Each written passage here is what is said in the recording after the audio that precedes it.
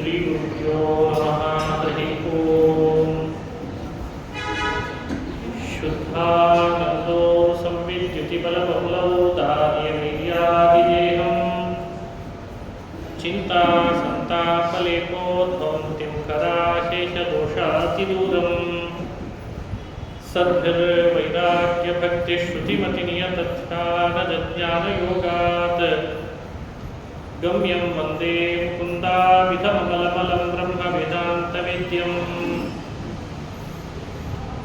श्रियः कान्ताय कल्याणनिधये निधयेऽर्थिनाम् श्रीवेङ्कटनिवासाय श्रीनिवासाय मङ्गलम्। ब्रह्मरुद्रादिवन्द्यं त्वां भजे वेङ्कटनायकम् निवारयाश्वनिष्टानि साधयेष्टानि माधव। मूकोऽपि यत्प्रसादेन मुकुन्दशयनायते राजराजायते रिक्तो राघवेन्द्रं तमाश्रये। आपादमौलिपर्यन्तं गुरूणामाकृतिं स्मरेत् तेन विघ्नाः प्रणश्यन्ति सिद्ध्यन्ति च मनोरथाः। ಶ್ರೀ ಹರಿವಾಯು ಗುರುಗಳ ಚರಣಾರವಿಂದಗಳಲ್ಲಿ ಭಕ್ತಿಪೂರ್ವಕ ಪ್ರಣಾಮಗಳನ್ನು ಅರ್ಪಿಸಿ, ನಿನ್ನೆ ಭವಿಷ್ಯೋತ್ತರ ಪುರಾಣದ ಶ್ರೀನಿವಾಸ ಕಲ್ಯಾಣದಲ್ಲಿ ಭಗವಂತ ಕಿರಾತ ರೂಪನಾದ ಅನ್ನೋ ಚರಿತ್ರೆಯನ್ನು ಅನುಸಂಧಾನ ಮಾಡ್ತಾ ಇದ್ವಿ. ಕಿರಾತ ವೇಷದಲ್ಲಿ ಶ್ರೀನಿವಾಸ ಬೇಟೆ ಆಡಿದ. ಕಿರಾತ ವೇಷ ಧರಿಸಲಿಕ್ಕೆ ಏನು ಕಾರಣ, ಹೇಗೆ ನನ್ನ ಹಿರಿಯರು ಚಿಂತನೆ ಮಾಡಬಹುದು ಅಂತ ನೋಡ್ತಾ ಬಂದ್ವಿ. ಭಗವಂತ ಕಿರಾತ ವೇಷದಲ್ಲಿ ಬಹಳಷ್ಟು ಕಡೆಯಲ್ಲಿ ಸುತ್ತಾಡ್ತಾ ಒಂದು ಆನೆಯನ್ನು ಅಟ್ಟಿಸ್ಕೊಂಡು ಬಂದಿದ್ದಾರೆ. ಬಹುದೂರ ತನಕ ಆನೆ ಮುನ್ನುಂದೆ ಸಾಕ್ತಾನೇ ಇದೆ. ದೇವರು ಅದರ ಹಿಂದಿಂದೆ ಬರ್ತಾ ಇದ್ದಾರೆ ಕುದುರೆ ಮೇಲೆ. ಸಿಕ್ತು ಅನ್ನೋಷ್ಟರಲ್ಲಿ ಮತ್ತೆ ಮುಂದೆ ಹೋಗ್ತದೆ, ಸಿಕ್ತು ಅನ್ನೋಷ್ಟರಲ್ಲಿ ಮತ್ತೆ ಮುಂದೆ ಹೋಗ್ತದೆ. ಕೊನೆಗೆ ಆನೆ ಇನ್ನು ತನ್ನ ಕೈಯಲ್ಲಿ ಆಗಲ್ಲ ಅಂತ ಅನಿಸಿದಾಗ ಒಂದು ಕಡೆಯಲ್ಲಿ ಬಂದು ಶ್ರೀನಿವಾಸನಿಗೆ ಎದುರುಮುಖವಾಗಿ ನಿಂತುಕೊಂಡು ಸೊಂಡಿಲು ಎತ್ತಿ ತನ್ನ ಎರಡೂ ಮಂಡಿಗಳನ್ನು ಊರಿ ಶ್ರೀನಿವಾಸನಿಗೆ ಶರಣಾಗತ ಆಯಿತಂತೆ. ಶ್ರೀನಿವಾಸನಿಗೆ ಶರಣು ಬಂದಾಗ ಶ್ರೀನಿವಾಸ ಬಿಲ್ಲಿಗೆ ಬಾಣ ಮುಟ್ಲಿಲ್ಲ. ಯಾವಾಗ ಆನೆ ಶರಣು ಬಂದಿದೆ ಅಂದಾಗ ಬಿಲ್ಲಿಗೆ ಬಾಣ ಹುಡಿಯೇ ಲಾಭ, ಬಾಣ ಹಾಕಿದ್ರೆ ಲಾಭ. ಶ್ರೀನಿವಾಸ ಅದಕ್ಕೆ ಬಾಣ ಪ್ರಯೋಗ ಮಾಡಲಿಲ್ಲ ಅಂತ ಚರಿತ್ರೆ ಬರ್ತದೆ. ಹಿರಿಯರು ಅನುಸಂಧಾನ ಮಾಡ್ತಾರೆ, ಯಾವುದು ಆನೆ, ಯಾಕೆ ಬಂದಿತ್ತಲ್ಲಿಗೆ, ಅದರ ಚಿಂತನೆ ಹ್ಯಾಕ್ ಮಾಡ್ಬೋದು ಅಂತ ಹೇಳಿಕೊಡ್ತಾರೆ.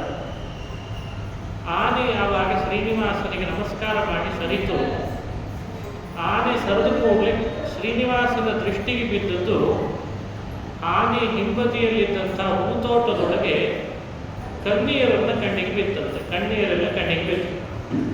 ಬಹಳಷ್ಟು ಕನ್ಯೆಯರು ಬಂದಿದ್ದಾರೆ. ಅದರಲ್ಲಿ ಪದ್ಮಾವತಿನೂ ಒಬ್ಬಳು ಆಕಾಶರಾಜನ ಮಗಳು. ಅವಳನ್ನು ಕೃಷ್ಣ ಶ್ರೀನಿವಾಸ ಕಂಡ ಅಂತ ಕಥೆ. ಎಂಥ ಅದ್ಭುತ ಈ ಚರಿತ್ರೆ. ಶ್ರೀನಿವಾಸನನ್ನ ಆನೆ ಯಾಕೆ ಅಷ್ಟು ದೂರ ಕರ್ಕೊಂಡು ಬಂತು ಅನ್ಲಿಕ್ಕೆ ಈಗ ಅರ್ಥ ಆಯ್ತು ಅಂತ. ಆನೆಗೆ ಆ ಭಾವನೆ ಇತ್ತಂತೆ. ಶ್ರೀನಿವಾಸ ಹುಡುಕ್ಲಿಕ್ಕೆ ಬಂದದ್ದೇ ಕನ್ಯೆಗಾಗಿ. ಅವನು ಎಲ್ಲೆಲ್ಲೋ ಬೇಟೆ ಯಾಕೆ ಆಡಬೇಕು, ತಾನೇ ಅದನ್ನು ದಾರಿ ತೋರಿಸ್ತೇನೆ ಬರಲಿ ಅಂತ ಹೇಳಿ ತಾನೇ ಮುನ್ಮುಂದೆ ಸಾಗಿ ಕನ್ಯೆಯರು ಕಂಡ ಕೂಡಲೇನೆ ಹಿಂತಿರುಗಿ ಶ್ರೀನಿವಾಸನಿಗೆ ಶರಣು ಬಂದು ತಾನು ನಮಸ್ಕಾರ ಮಾಡಿ ದೂರ ಹೋಗ್ಬಿಡ್ತಂತೆ. ಆಗ ಶ್ರೀನಿವಾಸನ ಕಣ್ಣಿಗೆ ಬಿದ್ದದ್ದು ಕನ್ಯೆ ಪದ್ಮಾವತಿ. ಇದು ಯೋಗ ಕಲ್ಪಿಸಿತು ಅಂತ ಅರ್ಥ. ಗಜೇಂದ್ರ ಶ್ರೀನಿವಾಸನಿಗೆ ಕನ್ಯೆಯ ದರ್ಶನದ ಯೋಗ ಕಲ್ಪಿಸಿತು ಅಂತ ಅಭಿಪ್ರಾಯವನ್ನು ಹೇಳ್ತಾರೆ. ಈ ಥರದ ಯೋಗ ಕಲ್ಪಿಸಬೇಕಾದ್ರೆ ಗಜೇಂದ್ರ ಯಾರಾಗಿರ್ಬೋದು, ಅಲ್ಲೊಂದು ಕಲ್ಪನೆ ಕೊಡ್ತಾರೆ. ಬಹಳ ಪ್ರಸಿದ್ಧ ಕಥೆ, ಬಹಳ ಪ್ರಸಿದ್ಧ ಗಜೇಂದ್ರನ ಕಥೆ ಅಂದರೆ ಭಾಗವತದಲ್ಲಿ ಬಂದದ್ದನ್ನು ನೋಡ್ತೇವೆ. ಗಜೇಂದ್ರನ ಕಾಲು ಹಿಡಿದು ಗಟ್ಟಿ ಎಳಿತಾ ಇತ್ತು ಮೊಸಳೆ ಅಂತ. ಮೊಸಳೆ ಗಟ್ಟಿ ಹಿಡಿದು ಬಿಟ್ಟಿದೆ.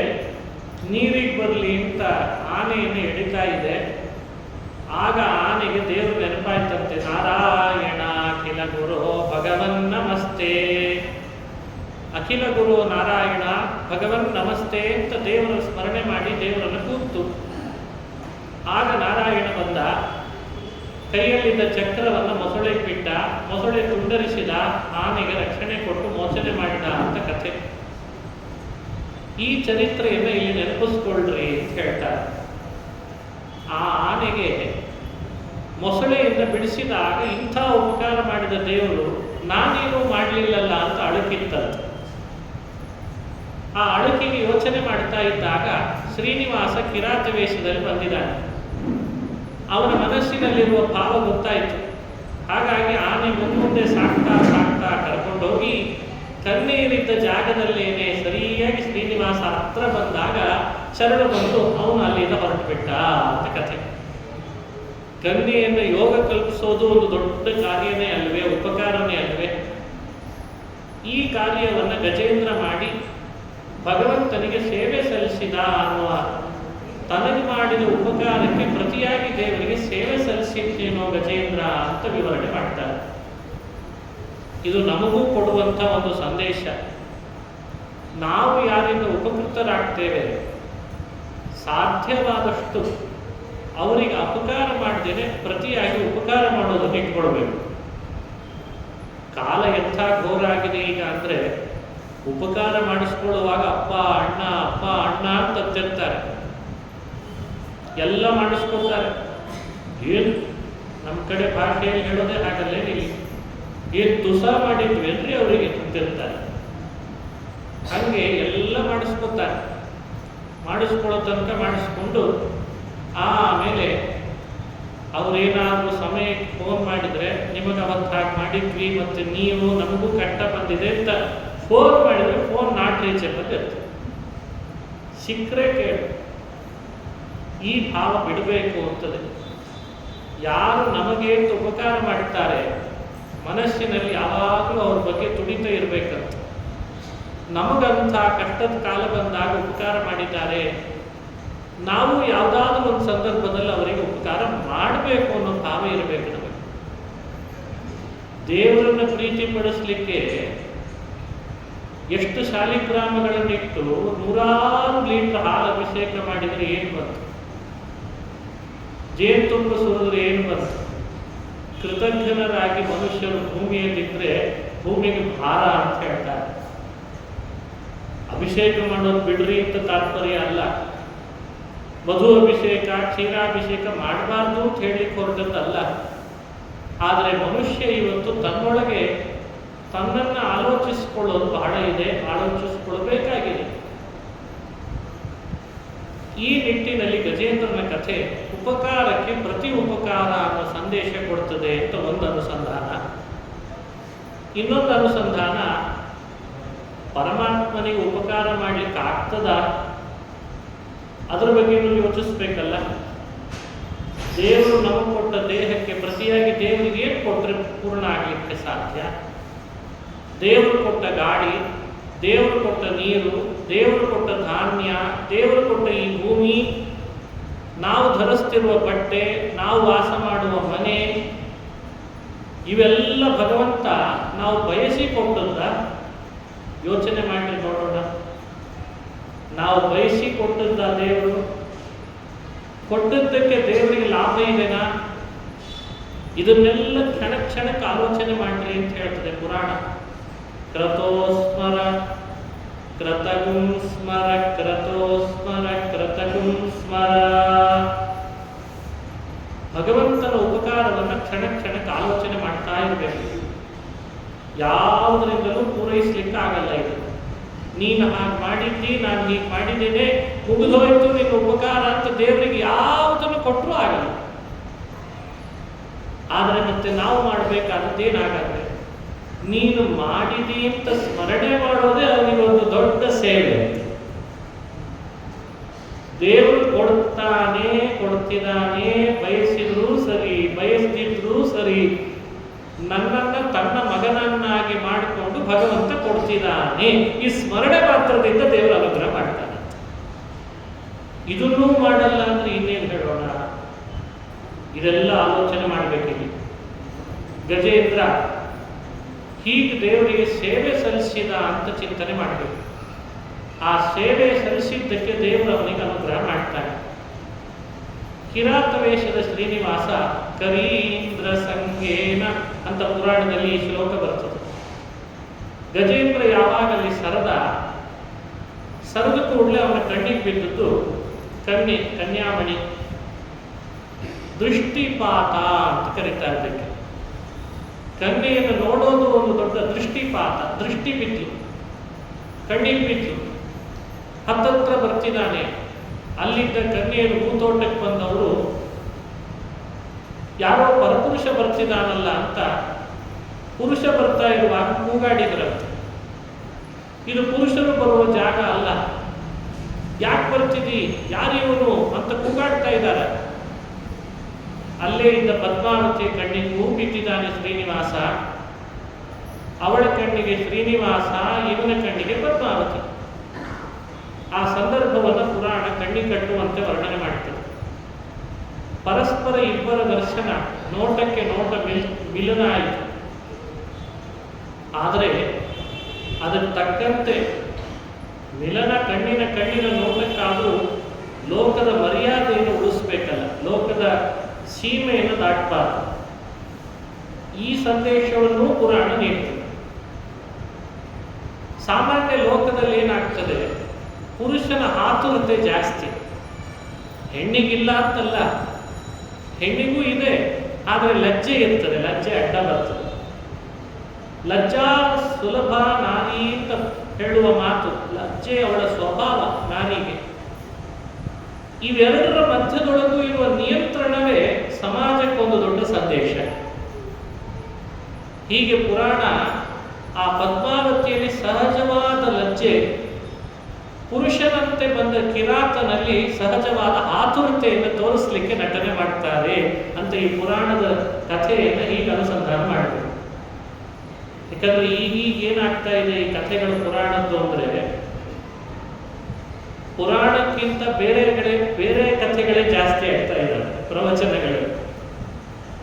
ಅಲ್ಲೆಲ್ಲೋ ಕೃಷ್ಣ ಆಗೆಲ್ಲೋ ಮಾಡಿದ ರುಕ್ಮಿಣಿಯನ್ನ ತನ್ನ ರಥದಲ್ಲಿ ಕೂಡಿಸ್ಕೊಂಡು ಹೋದ ಅಂತ ಗಂಭೀರವಾಗಿ ಹೇಳಬೇಕಾದ, ಸರಸ ಸುಂದರವಾಗಿ ಶೃಂಗಾರಮಯವಾಗಿ ವರ್ಣಿಸಬೇಕಾದ ಚರಿತ್ರೆಗಳು, ಅದು ಯಾವ್ಯಾವ ಶಬ್ದಗಳಿಂದ ಇವತ್ತು ಲೋಕದಲ್ಲಿ ಜನಜನಿತವಾಗಿದೆ ಅಂತ ನಾವು ನೋಡ್ತಿದ್ದೇವೆ. ಅದು ಬಹಳ ಡೇಂಜರಸ್.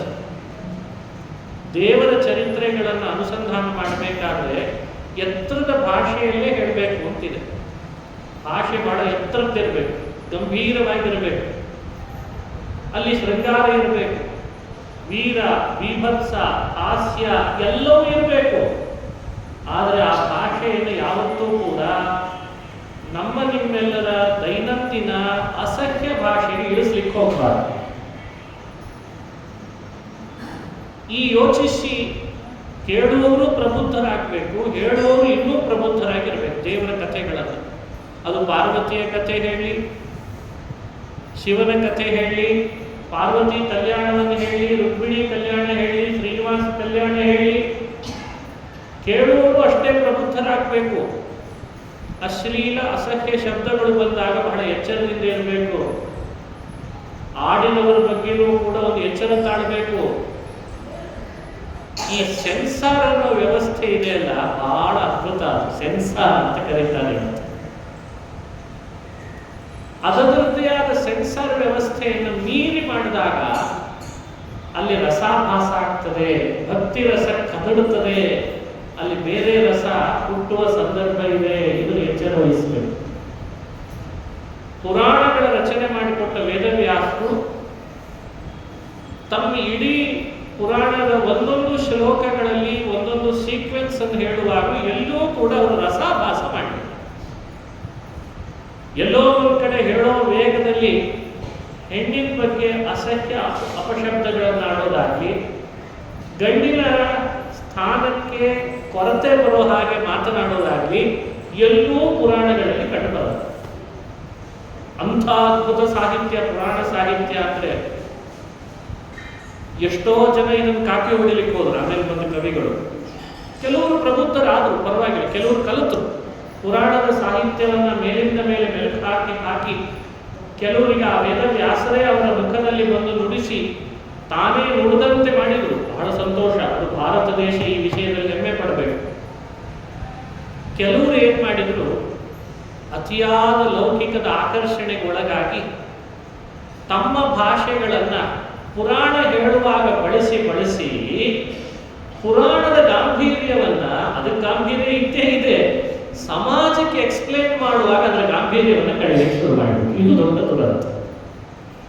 ಈ ವಿಪರ್ಯಾಸವನ್ನು ನಾವು ಯಾವತ್ತೂ ಕೂಡ ಆಲೋಚನೆ ಮಾಡಿ ಇದು ಎಷ್ಟು ಗ್ರಾಹ್ಯ, ಇದು ಎಷ್ಟು ಅಗ್ರಾಹ್ಯ ಅನ್ನೋದನ್ನು ದೂರ ಮಾಡಿಡಬೇಕಾಗಿದೆ.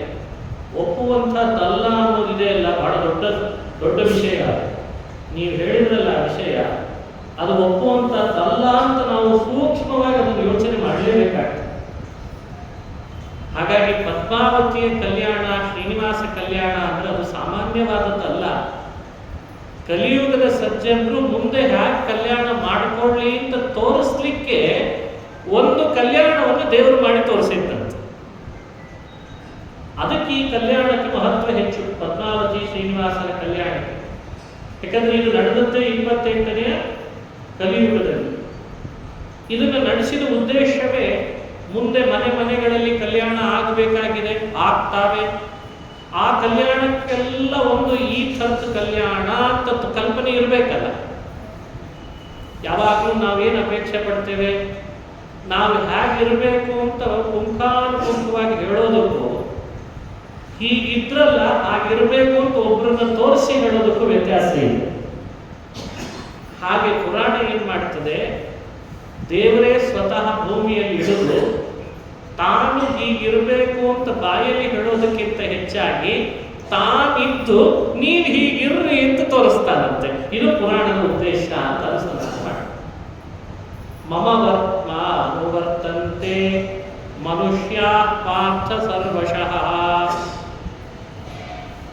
ನಮಾಂ ಕರ್ಮಾಣಿ ಲಿಂಪಂತಿ ನಮೇ ಕರ್ಮ ಫಲೇ ಸ್ಪೃಹ. ಕೃಷ್ಣ ಅರ್ಜುನನಿಗೆ ಹೇಳ್ತಾನೆ, ನನಗೆ ಯಾವ ಕರ್ಮದ ನಿಯಮಗಳಿಲ್ಲ, ಕಟ್ಟಳೆಗಳಿಲ್ಲ. ನಾನು ಏಳಲೇಬೇಕು ಸೂರ್ಯೋದಯಕ್ಕೆ, ಕೊಡಲೇಬೇಕು ಸೂರ್ಯನಿಗೆ ಅರ್ಘ್ಯ ನಮಸ್ಕಾರಗಳನ್ನು ಮಾಡಲೇಬೇಕು. ಇದು ಯಾವುದು ನನಗಿಲ್ಲ, ವಿಧಿ ಇಲ್ಲ, ನನಗೆ ಕಟ್ಟಳೆಗಳಿಲ್ಲ. ಅರ್ಜುನ ಅಂತ ಹಾಗಾದ್ರೆ ಮಾಡ್ತೀಯ ಯಾಕೆ ಅಂತಲ್ಲ, ಸಹಜ. ನಿಯಮಗಳು ಯಾವುದೂ ನನಗಿಲ್ಲ ಅಂದಾಗ ಮಾಡ್ತೀಯ ಯಾಕೆ? ಕೃಷ್ಣನ ಉತ್ತರ ಏನಾವಾಗ? ಕೃಷ್ಣ ಕೊಟ್ಟ ಉತ್ತರ ಎಷ್ಟು ಅದ್ಭುತವಾದ ಉತ್ತರ. ನನಗೆ ಕಟ್ಟಳೆಗಳಿಲ್ಲ, ಆದರೆ ನನ್ನನ್ನು ನೋಡೋ ಕಣ್ಣು ಸಾವಿರಾರಿದ್ದಾವಲ್ಲ, ಅದಕ್ಕೆ ಮಾಡ್ತೀನಿ ಅಂತ ಕೃಷ್ಣ ಹೇಳಿದ್ದಾರೆ. ನಾನು ಒಬ್ಬ, ನನಗೆ 2 ಕಣ್ಣು, ಆದರೆ ನನ್ನನ್ನ ಅಂತ ನೋಡೋ ಕಣ್ಣುಗಳು 1000 ಇದ್ದಾವಲ್ಲ, ಅವರು ನಾನು ಬಿಟ್ಟೆ ಅಂತ ಅವರು ಬಿಡುವ ಹಾಗೆ ಆಗಬಾರ್ದು, ಅದಕ್ಕೆ ನಾನು ಮಾಡ್ತೇನೆ ಅಂತ ಕೃಷ್ಣ ಹೇಳಿದ್ದಾರೆ. ಮಮ ವರ್ತ್ಮಾನುವರ್ತಂತೆ ಮನುಷ್ಯ ಪಾರ್ಥ ಸರ್ವಶಃ. ಯುದ್ಧ ಮಾಡದೆ ಬಿಡೋದು ಬಹಳ ಹೊತ್ತಿನ ವಿಷಯ ಅಲ್ಲ ಅರ್ಜುನ.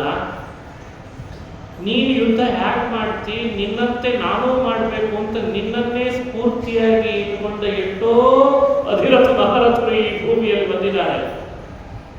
ಅವರು ನಿನ್ನೇ ನೋಡ್ತಿದ್ದಾರೆ. ಹಾಗಾದ್ರೆ ನಿನ್ನನ್ನು ನೋಡೋ 1000 ಕಣ್ಣುಗಳಿದ್ದಾರೆ.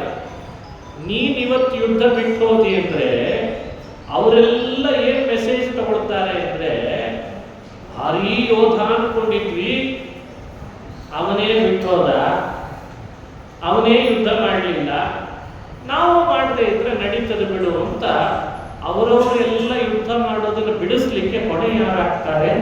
ನೀನಾಗ್ತೀವಿ, ನಾನಾಗ್ತೇನೆ. ಹಾಗಾಗಿ ಅರ್ಜುನ, ಸಮಾಜದಲ್ಲಿ ಬಾಳಿ ಬದುಕಬೇಕಾದದ್ದು ಅಂದ್ರೆ ಅರ್ಥ ಏನು ಗೊತ್ತೇನು? ಯಾವ ಸಮಾಜದಲ್ಲಿ ಯಾವ ಕುಲದಲ್ಲಿ ನೀನು ಬಂದಿರ್ತಿ, ಅಲ್ಲಿರುವ ಪ್ರತಿಯೊಬ್ಬ ವ್ಯಕ್ತಿಗಳು ಕೂಡ ನಿನ್ನನ್ನು ನೋಡುವಾಗ ನೋಡಿ ನೋಡಿ ಅವರು ಮಾಡಬೇಕಾದದ್ದನ್ನು ಹಾಗೆ ಅಂತ ಕಲಿಬೇಕಂತ, ಹಾಗೆ ನೀನು ಇರಬೇಕು. ಅಂದ್ರೆ ಸಮಾಜದೊಳಗೆ ನೀನು ಅಂತ ಕಲಿಸ್ಕೊಳ್ತೀನಿ. ಇದು ನಿನ್ನ ಜವಾಬ್ದಾರಿ. ಈ ಕಾರಣಕ್ಕಾಗಿ ನಾನು ಯಾವ ಕರ್ಮಗಳ ಕಟ್ಟಳೆ ಇಲ್ಲದೆ ಹೋದ್ರು ನನ್ನನ್ನು ನೋಡುವವರ ಕಣ್ಣುಗಳಿಗೆ ನಾನು ಯಾವತ್ತೂ ಕೂಡ ಬಿಟ್ಟೆ ಕರ್ಮ ಅಂತ ಆಗಬಾರ್ದು. ಈ ಕಾರಣಕ್ಕೆ ನಾನು ಮಾಡ್ತೀನಿ. ಹೇಗಿದೆ ನೋಡ್ರಿ ಉತ್ತರ. ಇದು ನಮಗೆ ಕೊಡುವ ಸಂದೇಶ. ಶ್ರೀನಿವಾಸ ಕಲ್ಯಾಣ ಅಂದ್ರೆ ಅರ್ಥ, ಪದ್ಮಾವತಿಯನ್ನು ಶ್ರೀನಿವಾಸ ಕಂಡ, ಅವಳು ಅವನನ್ನು ಕಂಡು, ಅವರಿಬ್ಬರ ವಿವಾಹ ಮುಂದೆ ನಡೀಲಿಕ್ಕಿದೆ. ಸರ್ವಜ್ಞರೇ ಆದರೂ ಇಬ್ಬರೂ ಕೂಡ ಅವತ್ತಿನ ಸಮಾಜಕ್ಕೆ ಏನೊಂದು ಮರ್ಯಾದ ಇದೆ ಅದನ್ನು ಮೀರದೆ ಇತಿಮಿತಿಯನ್ನ ಅಲ್ಲೇ ಒಂದು ಸುಖವನ್ನು ಕಾಣುತ್ತಾರೆ. ಇದು ಪದ್ಮಾವತಿ ಶ್ರೀನಿವಾಸನ ಚರಿತ್ರೆಯಿಂದ ತಿಳಿಯುವ ಸಂದೇಶ ಅಂತ ಭಾವಿಸ್ತದೆ.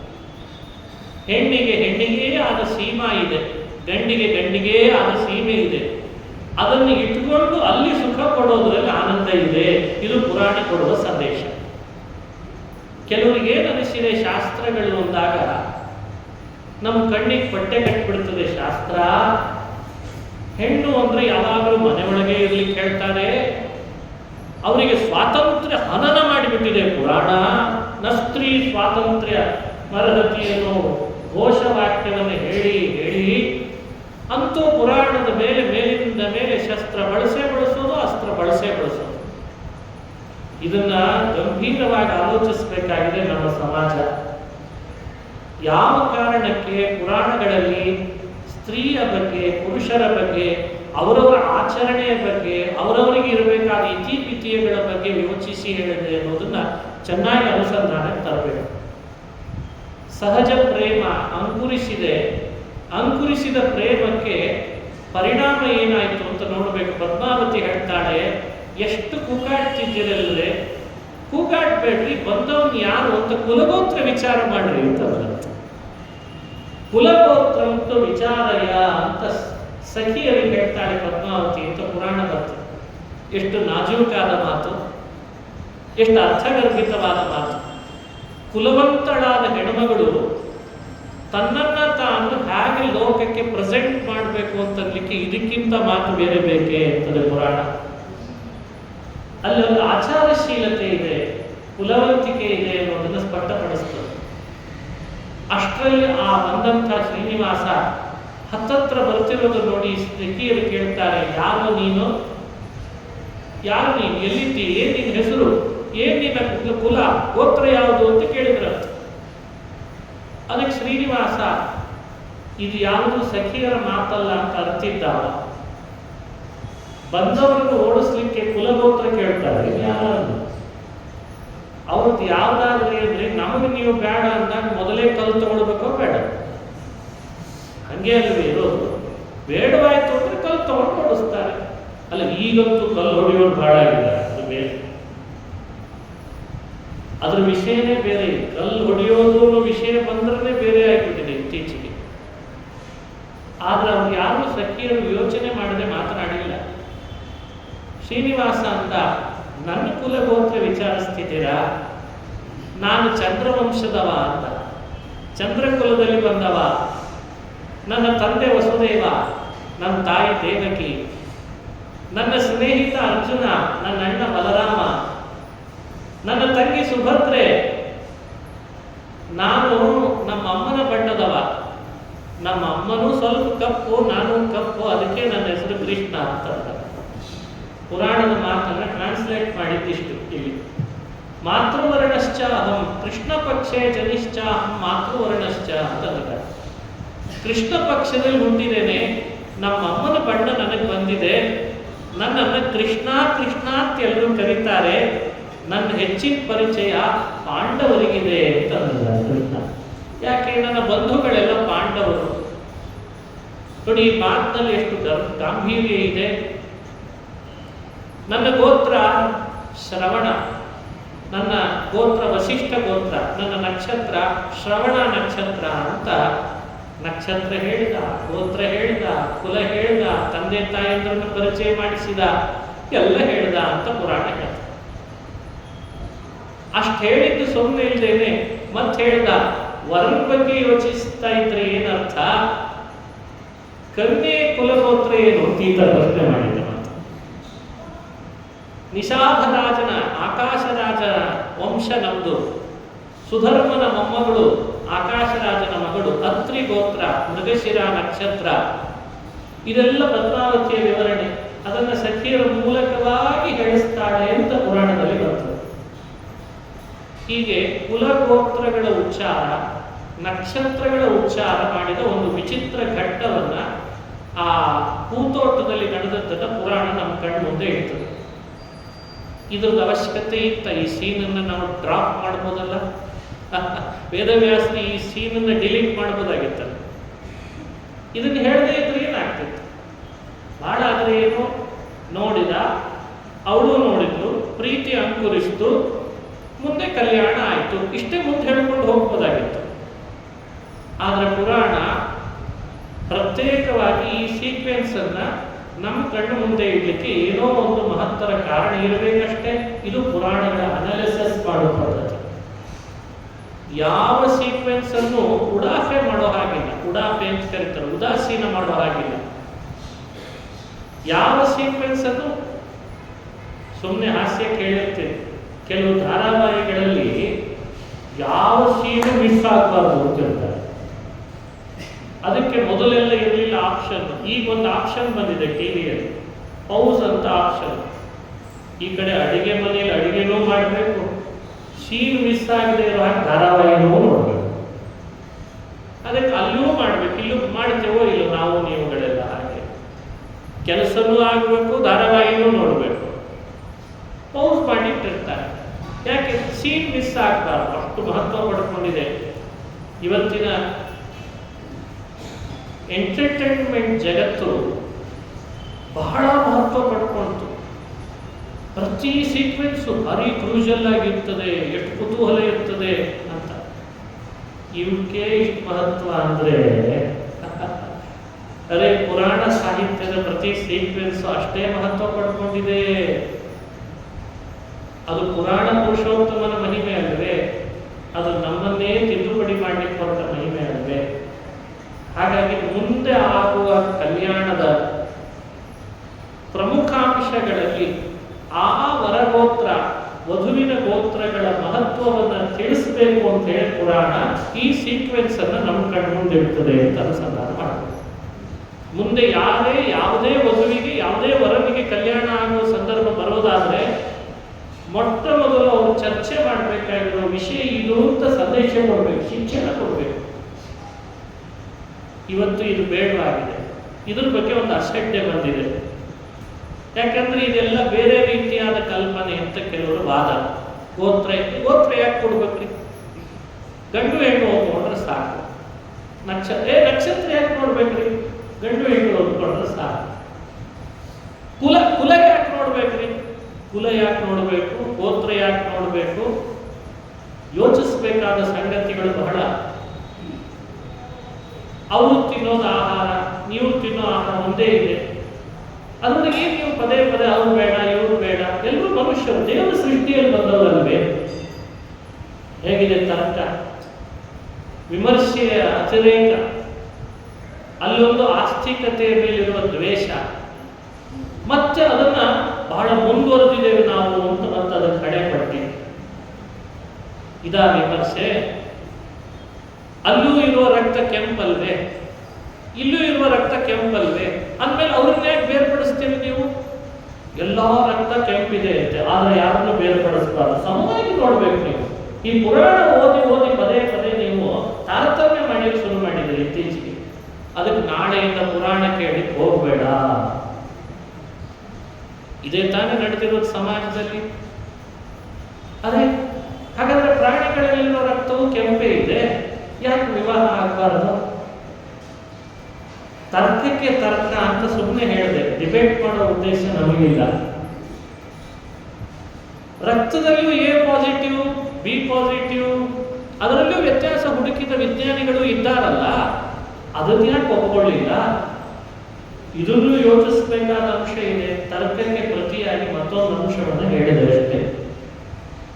ಭಾರತೀಯ ಸನಾತನ ಧರ್ಮಗಳು ಆ ಮನುಷ್ಯನ ಸ್ವಾತಂತ್ರ್ಯವನ್ನು ಹರಣ ಮಾಡಲಿಕ್ಕೆ ಕೊಟ್ಟಿದ್ದಲ್ಲ, ಅವನ ಪ್ರಭುತ್ವ ಆತ್ಮವಿಕಾಸನವನ್ನು ಬಯಸಿಯೇ ಪುರಾಣಗಳ ಚೆನ್ನಲು ಲೋಕದಲ್ಲಿ ಹರಡಿಸಿದರು ಋಷಿಮುನಿಗಳೆಲ್ಲ.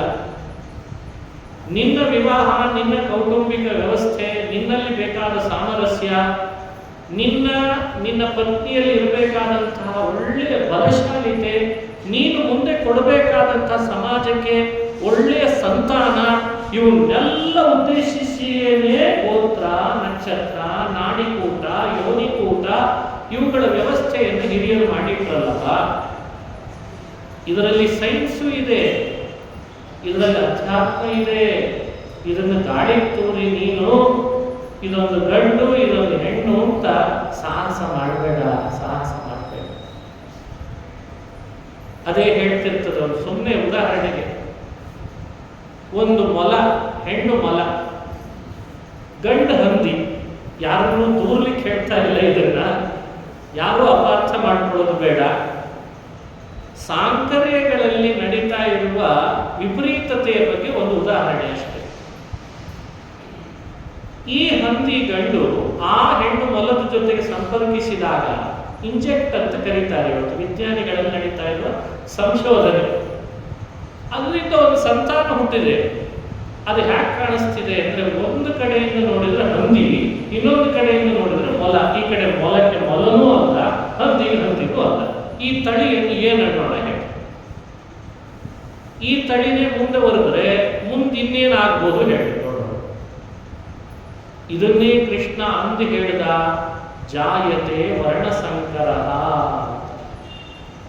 ಈ ವರ್ಣಗಳಲ್ಲಿ ಗೋತ್ರಗಳ ವ್ಯತ್ಯಾಸ ಮಾಡಿ ನಾಡಿ ಯೋನಿಕೂಟಗಳನ್ನು ವಿಮರ್ಶಿಸದೇನೆ ಪರಿಶುದ್ಧವಾದ ತಳಿ ಏನು ಮುಂದುವರಿಬೇಕಿದೆ ಸಮಾಜದೊಳಗೆ, ಅದರಲ್ಲೆಲ್ಲ ಕಲುಷಿತತೆ ಉಂಟಾಗ್ತದೆ. ಈ ಎಚ್ಚರಿಕೆಯನ್ನು ತಿಳಿಸ್ಲಿಕ್ಕೆ ಪುರಾಣಗಳಲ್ಲಿ ಅಲ್ಲಲ್ಲಲ್ಲಿ ಗೋತ್ರ, ಕುಲ, ನಕ್ಷತ್ರ ಇವುಗಳ ಬಗ್ಗೆ ಇದು ನಿಮ್ಮ ಒಳಿತಿಗಾಗಿ ಮಾಡಿಟ್ಟ ವ್ಯವಸ್ಥೆಯ ಹೊರತು ಇದು ನಿಮ್ಮ ಸ್ವಾತಂತ್ರ್ಯದ ಹರಣ ಅಲ್ಲ ಅಂತ ಅನುಸಂಧಾನ ಮಾಡಿಸ್ತಾರೆ. ಮುಂದುವರೆದ ಕಥೆ ಬಹಳ ಪ್ರಸಿದ್ಧ. ಅಂತೂ ಇವರಿಬ್ಬರಲ್ಲಿ ಮೇಲ್ನೋಟಕ್ಕೆ ಒಂದು ಕಲಹ. ಹತ್ರ ಬರಬೇಡ ಅಂತ ಹೇಳು ಅಂತಾಳೆ. ಇವ ನೋಡಿದ್ರೆ ಹತ್ತತ್ರ ಬರ್ತಾನೆ. ಅದಕ್ಕೆ ಹೇಳಿದೆ, ಪುರುಷನ ಆತುರತೆಯನ್ನು ವಿಡಂಬನೆ ಶ್ರೀನಿವಾಸ ಮಾಡಿದ್ರೆ ಸ್ತ್ರೀಯ ಸ್ವಭಾವದ ಲಜ್ಜೆಯ ವಿಡಂಬನೆಯನ್ನ ಪದ್ಮಾವತಿ ಮಾಡ್ತಾಳೆ. ಕೇಳಲಿಲ್ಲ ಪುರುಷ ಅಂದಾಗ ಕಲ್ಲೇಟ ಅನಿವಾರ್ಯ ಆಯ್ತು. ಅಲ್ಲಿದ್ದ ಸಖಿಯರೆಲ್ಲ ಕಲ್ಲು ತಗೊಂಡು ಏಟ್ ಹಾಕಿದ್ರು. ತಗೊಂಡು ಬಂದ ಕುದುರೆ ಅಲ್ಲೇ ಉಸುರು ಅದ್ರದ್ದು ಪ್ರಾಣವೇ ಹೋಗ್ಬಿಡ್ತು ಅನ್ನೋ ಹಾಗಾಯ್ತು. ಇವನ್ ತಲೆಗೆ ಒಂದು ಏಟ್ ಬಿತ್ತು. ಏಟ್ ಹೊಡಿಸ್ಕೊಂಡ ಮೇಲೆ ಇನ್ನು ಮುಂದೆ ಹೋಗೋದು ಚೆನ್ನಾಗಿರಲ್ಲ ಅಂತೇಳಿ ಶ್ರೀನಿವಾಸ ಬೆಟ್ಟ ಏರ್ಕೊಂಡು ತನ್ನ ಮನೆಗೆ ಬಂದು ತಾನು ಮಲಗಿದ ಅಂತ ಚರಿತ್ರೆ ಬರ್ತದೆ. ಇದು ಒಂದು ಸಂದೇಶವೇ. ಒಂದು ಮದುವೆ ಮಾಡ್ಕೊಳ್ಬೇಕಾದ್ರೆ ತಲೆಗೆ ಏಟು ಬಿಡುತ್ತಾವೋ ಗೊತ್ತಿಲ್ಲ ಅನ್ನೋದನ್ನು ಮೊದಲೇ ತೋರಿಸಿದ ಶ್ರೀನಿವಾಸ. ಅದೇನೋ ಅಂತಾರೆ ನಮ್ಮ ಕನ್ನಡದಲ್ಲಿ, ಒಂದು ಮದುವೆ ಮಾಡಿ ನೋಡು, ಮನೆ ಕಟ್ಟಿ ನೋಡು ಅಂತ. ಅದು ಪರಿಶ್ರಮದ ಅನುಭವ ಮನುಷ್ಯರಿಗೆ ಆಗಿರಲ್ಲ. ಹಂಗೆ ಶ್ರೀನಿವಾಸ ಲೋಕ ವಿಡಂಬನ ಮಾಡಲಿಕ್ಕೆ ಹಣೆಗೆ ಏಟು ತಿಂದ. ಆಮೇಲೆ ಯಾವಾಗಲೂ ಹೇಳಬೇಕಲ್ಲ, ತಾಯಿ ಪದ್ಮಾವತಿ ನಿನ್ನ ಮದುವೆ ಮಾಡ್ಕೊಳ್ಬೇಕಾದ್ರೆ ಎಷ್ಟು ಏಟು ತಿನ್ನೋ ಏನೋ ನಾನು ಅಂತ ಅನ್ಬೇಕಲ್ಲ ದೇವರು. ಅದಕ್ಕೆ ಒಂದು ಏಟು ತಿಂದ್ಬಿಟ್ಟಿದೆ ಶ್ರೀನಿವಾಸ. ನಿನ್ನೊಂದು ಮದುವೆ ಮಾಡ್ಕೊಳ್ಲಿಕ್ಕೆ ಹೋಗಿ ನಿನ್ನ ಸ್ನೇಹಿತರ ಕಲ್ಲೆಲ್ಲ ನನ್ನ ಹಣೆಗೆ ಬಡ್ದು ರಕ್ತ ಸೋರಿ ಬೇಡ ಆಗಲಿ. ಅಂತೂ ಶ್ರೀನಿವಾಸ ಕಲ್ಯಾಣದಲ್ಲಿ ದೇವರು ಬಡಿಸ್ಕೊಂಡದ್ದು ಸುಮಾರು ಒಂದು 3 ಕಡೆ ಬಡಿಸ್ಕೊಂಡಿದ್ದ. ಈ ಕಡೆ ಗೋಪಾಲ ಕೈಯಲ್ಲಿ ಕೊಡ್ಲಿ ತಂದು ಹಣೆ ಮೇಲೆ ಒಂದು ಬಡತ್ತ ಅಂತೂ ಹೊಡೆತ ತಿನ್ನ. ಅಲ್ಲೆಲ್ಲೋ ಮಲಗಿದ್ದ ಶೇಷನ ಮೇಲೆ, ತಣ್ಣಗೆ ಮಲಗಬಾರ್ದ, ಕೆಳಗಿದ್ದು ಬಡಿಸ್ಕೊಂಡು ಬಂದು ಕೆಳಗೆ. ಅಲ್ಲಿ ಮೇಲೆ ಮಲಗಿದವರನ್ನು ಎಬ್ಬಿಸ್ಬೇಕು ಅಂತೇಳಿ ಬಡದವರು ಯಾರು? ಕಾಲಲ್ಲಿ ಜೋರಾಗಿ ಎದೆಗೆ ಬಂದರು, ಅದು ಬಡದಂತೆ ತಾನೆ. ಇಲ್ಲಿ ಕಿರಾತ ವೇಷದಲ್ಲಿ ಕನ್ನಿ ನೋಡೋ ನೆಪದಲ್ಲಿ ಬಂದು ಇಲ್ಲೊಂದು ರೀತಿಗೆ. ಅಂತೂ ಇಡೀ ಶ್ರೀನಿವಾಸ ಕಲ್ಯಾಣದಲ್ಲಿ ದೇವರು ಪದ್ಮಾವತಿ ಮದುವೆ ಮಾಡಿಕೊಳ್ಳಿಕ್ಕೆ 3 ಸಲ ಹೊಡೆತ ತಿಂದಿದ. ಭೃಗು ಋಷಿಗಳ ಪಾತಿಯಿಂದ ಹೊಡೆತ, ಗೋಪಾಲಕನ ಕೊಡ್ಲಿಯ ಹೊಡೆತ, ಈಗ ಸಖಿಯರಿಂದ ಕಲ್ಲಿನ ಹೊಡೆತ. ದೇವರಂತವನಿಗೆ ಮದುವೆ ಮಾಡಿಕೊಳ್ಬೇಕಾದ್ರೆ 3 ಹೊಡೆತ ಆಗಿದೆ. ಇನ್ನು ಮನುಷ್ಯರಾಗಿ ನಮಗೆ ಹೊಡೆತ ಇರಬೇಡ ಅನ್ನೋದನ್ನು ಪುರಾಣ ನಮಗೆ ಈ ರೀತಿಯಾಗಿ ಚಿಂತನೆ ಮಾಡಿಸ್ತದೆ. ಇದು ಪುರಾಣ. ಇಲ್ಲಿ ಹಾಸ್ಯ ಇದೆ. ಇಲ್ಲಿ ಶೃಂಗಾರ ಇಲ್ವೇ? ಯಾವ ರಸ ಇಲ್ಲ ಹೇಳಿ ನೋಡೋಣ ಪುರಾಣದಲ್ಲಿ. ಆದರೂ ಮನುಷ್ಯ ಇವತ್ತು ಪುರಾಣದಿಂದ ವಿಮುಖನಾಗ್ತಾನೆ. ಇದು ವಿಪರ್ಯಾಸ. ಎಲ್ಲ ಇದೆ ಪುರಾಣದಲ್ಲಿ, ಆದರೆ ಅದನ್ನ ಆಧರಿಸ್ತಾ ಇಲ್ಲ. ಯೋಚಿಸ್ರಿ, ಲೌಕಿಕ ಇವತ್ತು ನಿಮ್ಮ ಕಥೆಗಳನ್ನು ತಗೊಂಡು ಸೀರಿಯಲ್ ತೆಗೆದ್ರೆ 100 ವ್ಯೂಸ್ ಬರ್ತಾರೆ. ದೈವದ ಕಥೆ, ನಮಗಾಗಿ ಅಂತ ದೇವರೇ ಮಾಡಿ ಹೋದ ಕಥೆಯನ್ನು ನಾವು ತಿಳಿಸ್ಲಿಕ್ಕೆ ಶುರು ಮಾಡಿದ್ರೆ ಅದರ ವ್ಯೂಸ್ ಕಡಿಮೆ ಆಗ್ತದೆ, ಅದು ಬಿಡ ಓರ್ ಬರ್ತದೆ ಅಂತ. ಇದೇ ವಿಪರ್ಯಾಸ.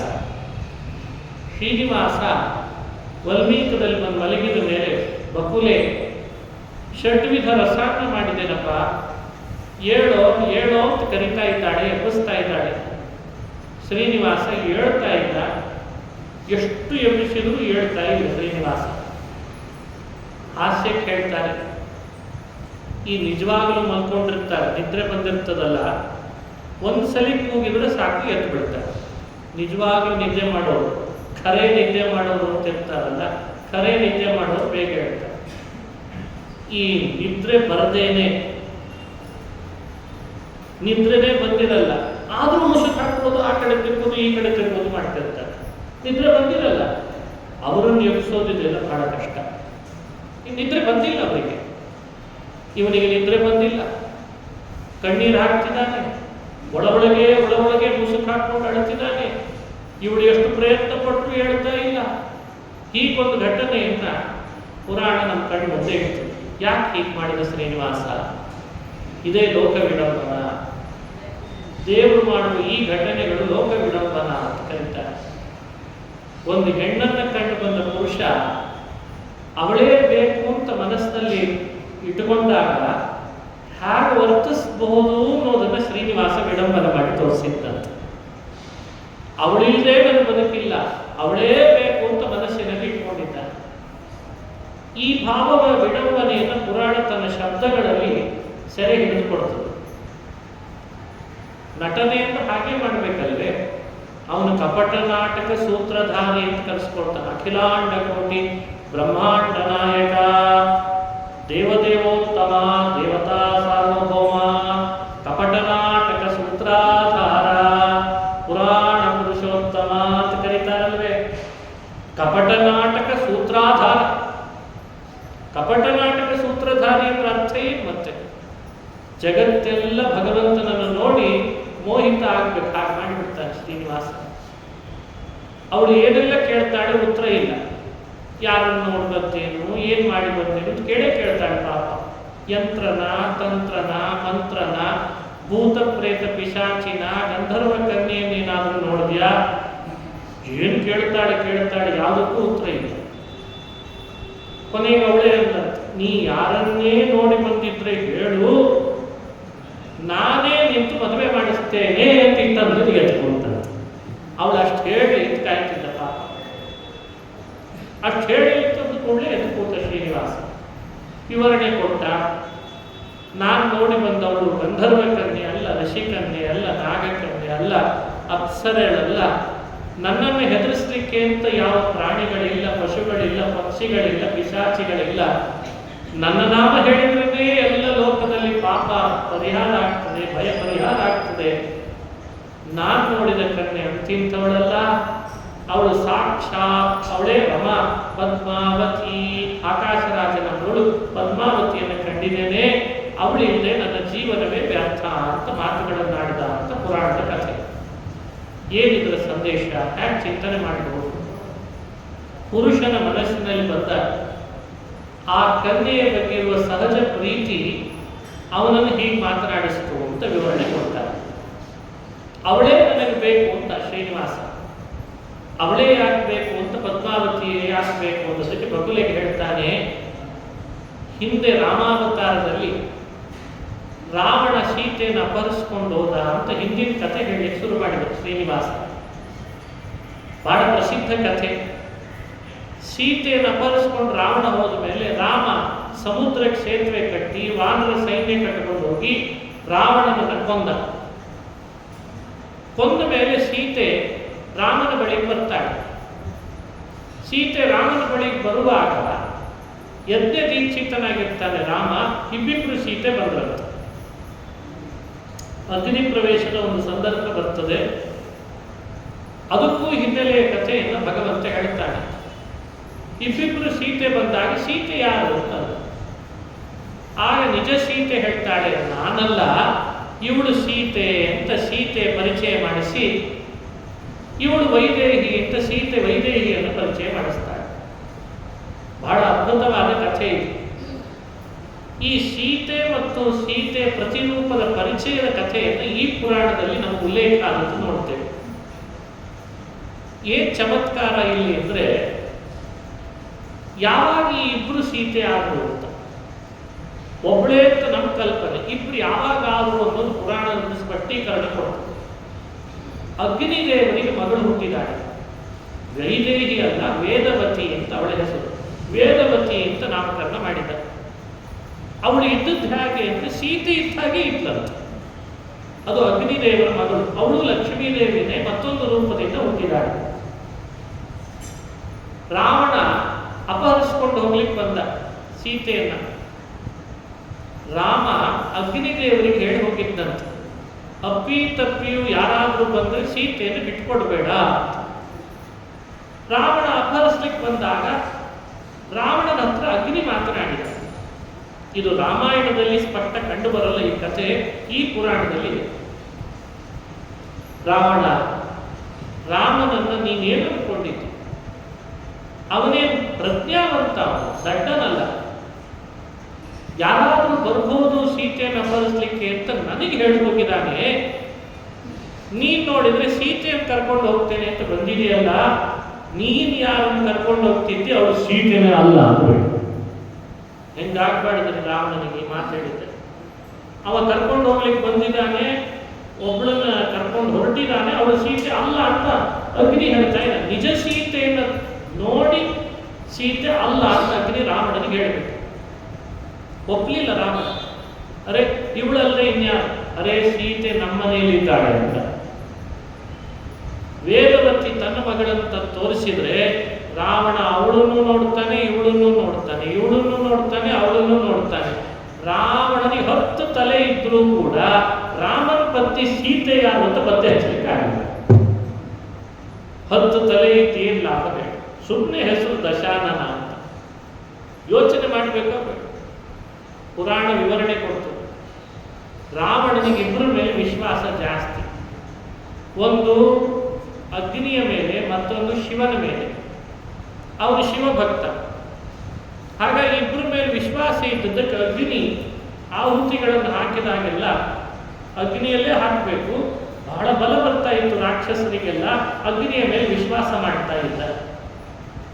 ಅದಕ್ಕೆ ಅಗ್ನಿ ಹೇಳ್ತಿದ್ದಾನಲ್ಲ, ಅವನ ಮೇಲೆ ವಿಶ್ವಾಸ ಇಟ್ಟು ಇನ್ನು ವಾದ ಮಾಡಬಾರ್ದು ಅಂತ ಸಮಯ ಹೆಚ್ಚಾಗಿಬಿಡ್ತದೆ. ಸರಿ, ನೀ ತೋರಿಸಿದವಳೆ ಸೀತೆನ ಅಂತ ಹೇಳಿ ವೇದವತಿಯನ್ನೇ ಕರ್ಕೊಂಡು ಪುಷ್ಪಕದಲ್ಲಿ ಅಶೋಕವನದಲ್ಲಿ ತಂದಿಟ್ಬಿಟ್ಟು. ಪ್ರಶ್ನೆ ಬರ್ಬೋದು, ನಿಜ ಸೀತೆ ಎಲ್ಲಿ ಹೋಗಿದ್ರು?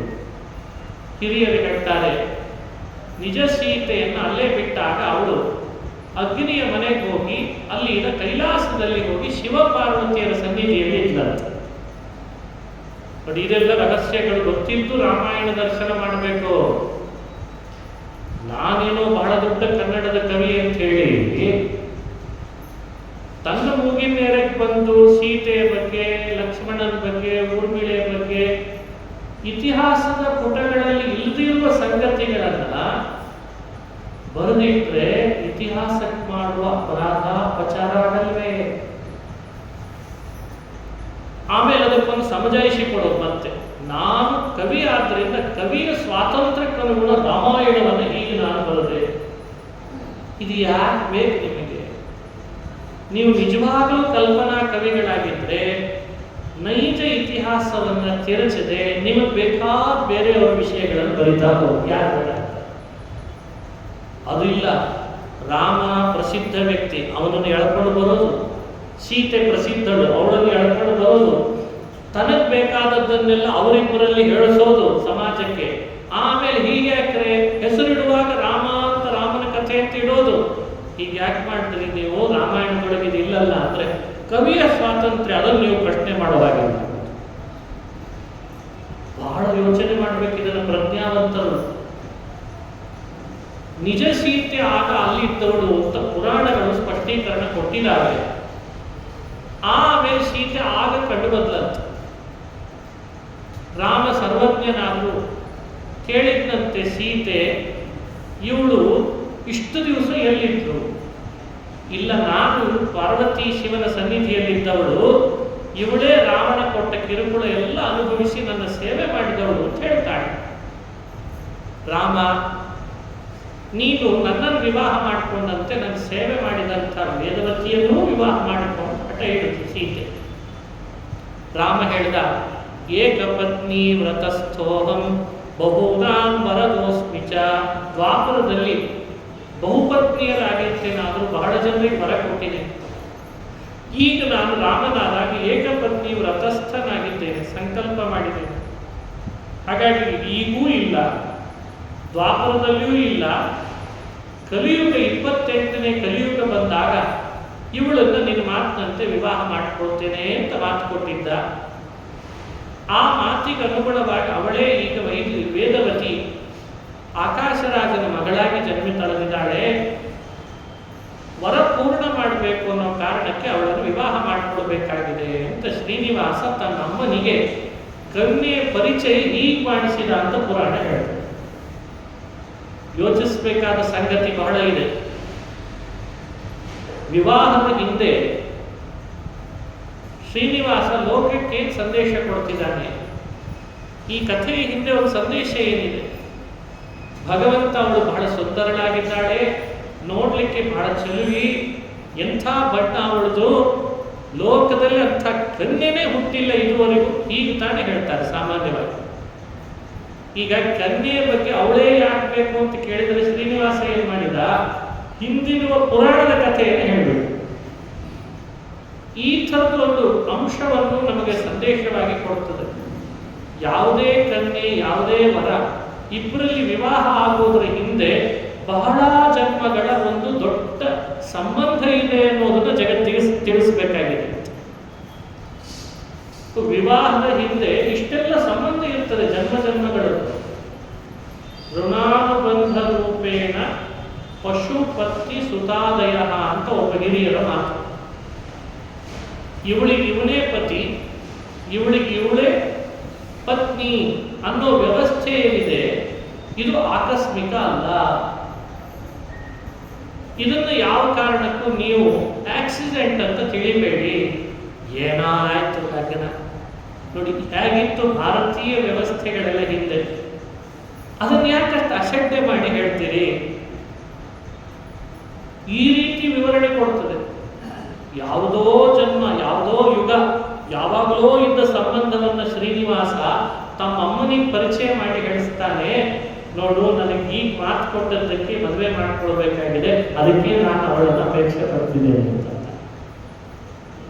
ಎಲ್ಲ ಯೋಚಿಸ್ಬೇಕು. ಇವತ್ತಿನ ಸಮಾಜ ಶ್ರೀನಿವಾಸ ಕಲ್ಯಾಣ ಅಂದ್ರೆ ನಮ್ಮ ಮನೆಯೊಳಗೆ ಆಗ್ತಾ ಇರುವ ಅಥವಾ ಮುಂದೆ ಆಗಬೇಕಾದ ಕಲ್ಯಾಣಗಳು, ಅದರ ಹಿಂದೆ ಇರುವಂತಹ ಅನೇಕ ಋಣಾನುಬಂಧಗಳನ್ನು ಯೋಚನೆ ಮಾಡಬೇಕಾಗಿದೆ ಅಂತ ನಮಗೊಂದು ಮಾರ್ಗದರ್ಶನ ಮಾಡ್ತಾರೆ. ಈಗಾಗಲೇ ಆಗಿ ಹೋದ ಕಲ್ಯಾಣ, ಮುಂದೆ ಆಗಲಿಕ್ಕಿರುವ ಕಲ್ಯಾಣಗಳು, ಇದರ ಹಿಂದೆ ಎಷ್ಟೆಲ್ಲ ಅನುಬಂಧಗಳಿವೆ. ಆ ಅನುಬಂಧಗಳ ಮೇಲೆ ನಂಬಿಕೆ ಇಟ್ಟು ನಮ್ಮ ಹಿರಿಯರು ಎಷ್ಟೆಷ್ಟು ವರ್ಷ ದಾಂಪತ್ಯ ನಡೆಸಿದ್ರು. ಅಲ್ಲಿ ಜಗಳ ಇತ್ತು, ತಂಟೆ ಇತ್ತು, ತಕರಾರು ಇತ್ತು, ಸ್ವಾರ್ಥ ಇತ್ತು, ಅಲ್ಲಿ ಸಂತೋಷ ಇತ್ತು, ಅಲ್ಲಿ ಹಂಚಿಕೆ ಇತ್ತು, ಅಲ್ಲಿಯೂ ಬಡತನ ಇತ್ತು, ಸಿರಿತನ ಇತ್ತು, ಅಲ್ಲಿ ನೋವು ಇದೆ, ನಲಿವು ಇದೆ. ಅಂತೂ ಬಹು ವರ್ಷಗಳ ಕಾಲ ನಮ್ಮ ಹಿರಿಯರು ಹೀಗೆ ನಡ್ಕೊಂಡು ಹೋದದನ್ನು ಕೇಳಿವೆ. ಈ ವಿಶ್ವಾಸವೇ ಮುಂದುವರಿಲಿ, ಈ ಶ್ರದ್ಧೆಯೇ ಮುಂದುವರಿಲಿ. ಇದು ಯಾವುದೂ ಕೂಡ ಮೂಢನಂಬಿಕೆ ಅಲ್ಲ. ಇದನ್ನು ನಮ್ಮ ಸ್ಪಷ್ಟವಾಗಿ ಹೇಳಬೇಕಾಗಿದೆ. ಏನ್ ಹೇಳಿದ್ರು ಮೂಢನಂಬಿಕೆ ಇರ್ತದೆ. ಈಗ ಒಂದು ಜನರೇಷನ್ ಶುರು ಆಗ್ತಾ ಇದೆ ಮೆಲ್ಲನೆ. ನೀವೇನೇ ಹೇಳ್ರಿ ಅವರಿಗೆ, ಅದನ್ನ ನಾನು ನಂಬಲ್ಲ ಬಿಡು, ಅದನ್ನ ನಾನು ಮೊದಲೇ ಹೇಳ್ಬಿಡ್ತಾನೆ. ಇವನೇ ಅಪ್ಪ ಹೇಳಿದ್ರು ಹೇಳ್ತಾನೆ, ಅಜ್ಜ ಹೇಳಿದ್ರು ಹೇಳ್ತಾನೆ, ಮೊಮ್ಮಗ ಅಂತ ಸಲಿಗೆ ಹೇಳಿ ಅಜ್ಜ ಹೇಳಿ ಹಾಗಲ್ಲಪ್ಪ, ಅದನ್ನ ನಂಬಲ್ಲ ಅಜ್ಜ, ಅದು ಬೇಡ ಅಂದ್ರೆ ಅವನಿಗೆ ಏನ್ ಸಮಸ್ಯೆ ಆಗಿದೆ ಯೋಚಿಸ್ಬೇಕಲ್ಲ. ಆ ಆಡುವ ಮಕ್ಕಳಿಗೆ ನೋಡಿದ್ರೆ ಶಾಲೆಗೆ ಫೀಸ್ ಜಾಸ್ತಿನೇ ಕಟ್ಟಿದ್ದೇವೆ, ಮತ್ತೇನು ಕಡಿಮೆ ಕಟ್ಟಿಲ್ಲ. ಈಗ ಅಂತಿರ್ತಾರೆ ನಾವೆಲ್ಲ 10 ರೂಪಾಯಿ ಮುಗಿಸ್ಕೊಂಡ್ ಬಂದಿದ್ವಿ, ನನ್ನ ದುಡಿತದ್ದೆಲ್ಲ ಇವನು ಫೀಸಿಗೆ ಕಟ್ಟಬೇಕು ಅಂತಿದ್ದಾರೆ. ಶಾಲೆಗೆ ಫೀಸ್ ಜಾಸ್ತಿನೇ ಕಟ್ತಿದ್ದಾರೆ. ಒಂದು ಡಿಗ್ರಿ ಆಗೋ ಅಷ್ಟರಲ್ಲಿ ಏನೆಲ್ಲ ಸಾಹಸ ಆಗೋಗಿರ್ತದೆ ಮಕ್ಕಳದ್ದು. ಇಷ್ಟೆಲ್ಲ ಫೀಸ್ ಕಟ್ತಾನೆ, ಶ್ರಮ ವಹಿಸ್ತಾ ಇದ್ದಾನೆ, ಅಟೆನ್ಷನ್ ಕೊಡ್ತಿದ್ದಾನೆ ಮಕ್ಕಳ ಬಗ್ಗೆ. ಆದರೆ ಮಕ್ಕಳಲ್ಲಿ ಮಾತ್ರ ನಮ್ಮ ಪ್ರಾಚೀನ ಸಂಸ್ಕಾರ, ಸಹಜತೆ, ಬಾಳ್ವೆಯಲ್ಲಿ ಇರಬೇಕಾದ ತಾಳ್ಮೆ ಎಲ್ಲ ಕಡಿಮೆ ಆಗ್ತಾ ಇದೆ. ಏನ್ ಕೊರತೆ? ಯಾರ್ದು ಕೊರತೆ, ಯಾರ್ದು ತಪ್ಪು ಅನ್ನೋಣ. ಅಲ್ಲೇ ನಮ್ಮಲ್ಲಿ ಅಂತಿರ್ತಾರೆ, ಸುಮ್ಮನೆ ಸ್ವಲ್ಪ ಸರಿ ಅಂದ್ರೆ ಸಾಕು ಏನು ಶಿಫ್ಟ್ ಮಾಡ್ತಾರಲ್ಲ. ಯಾರಿಗೂ ಪೇಷನ್ಸ್ ಇಲ್ಲ, ಯಾರಿಗೂ ಸಹನೆ ಇಲ್ಲ. ಅಂದ್ರೆ ಎಲ್ಲಿ ಕೊರತೆ ಇದೆ ಅಂತ ನಾವು ಯೋಚಿಸಬೇಕಾಗಿದೆ. ಗಂಭೀರವಾದ ಕಾಲ.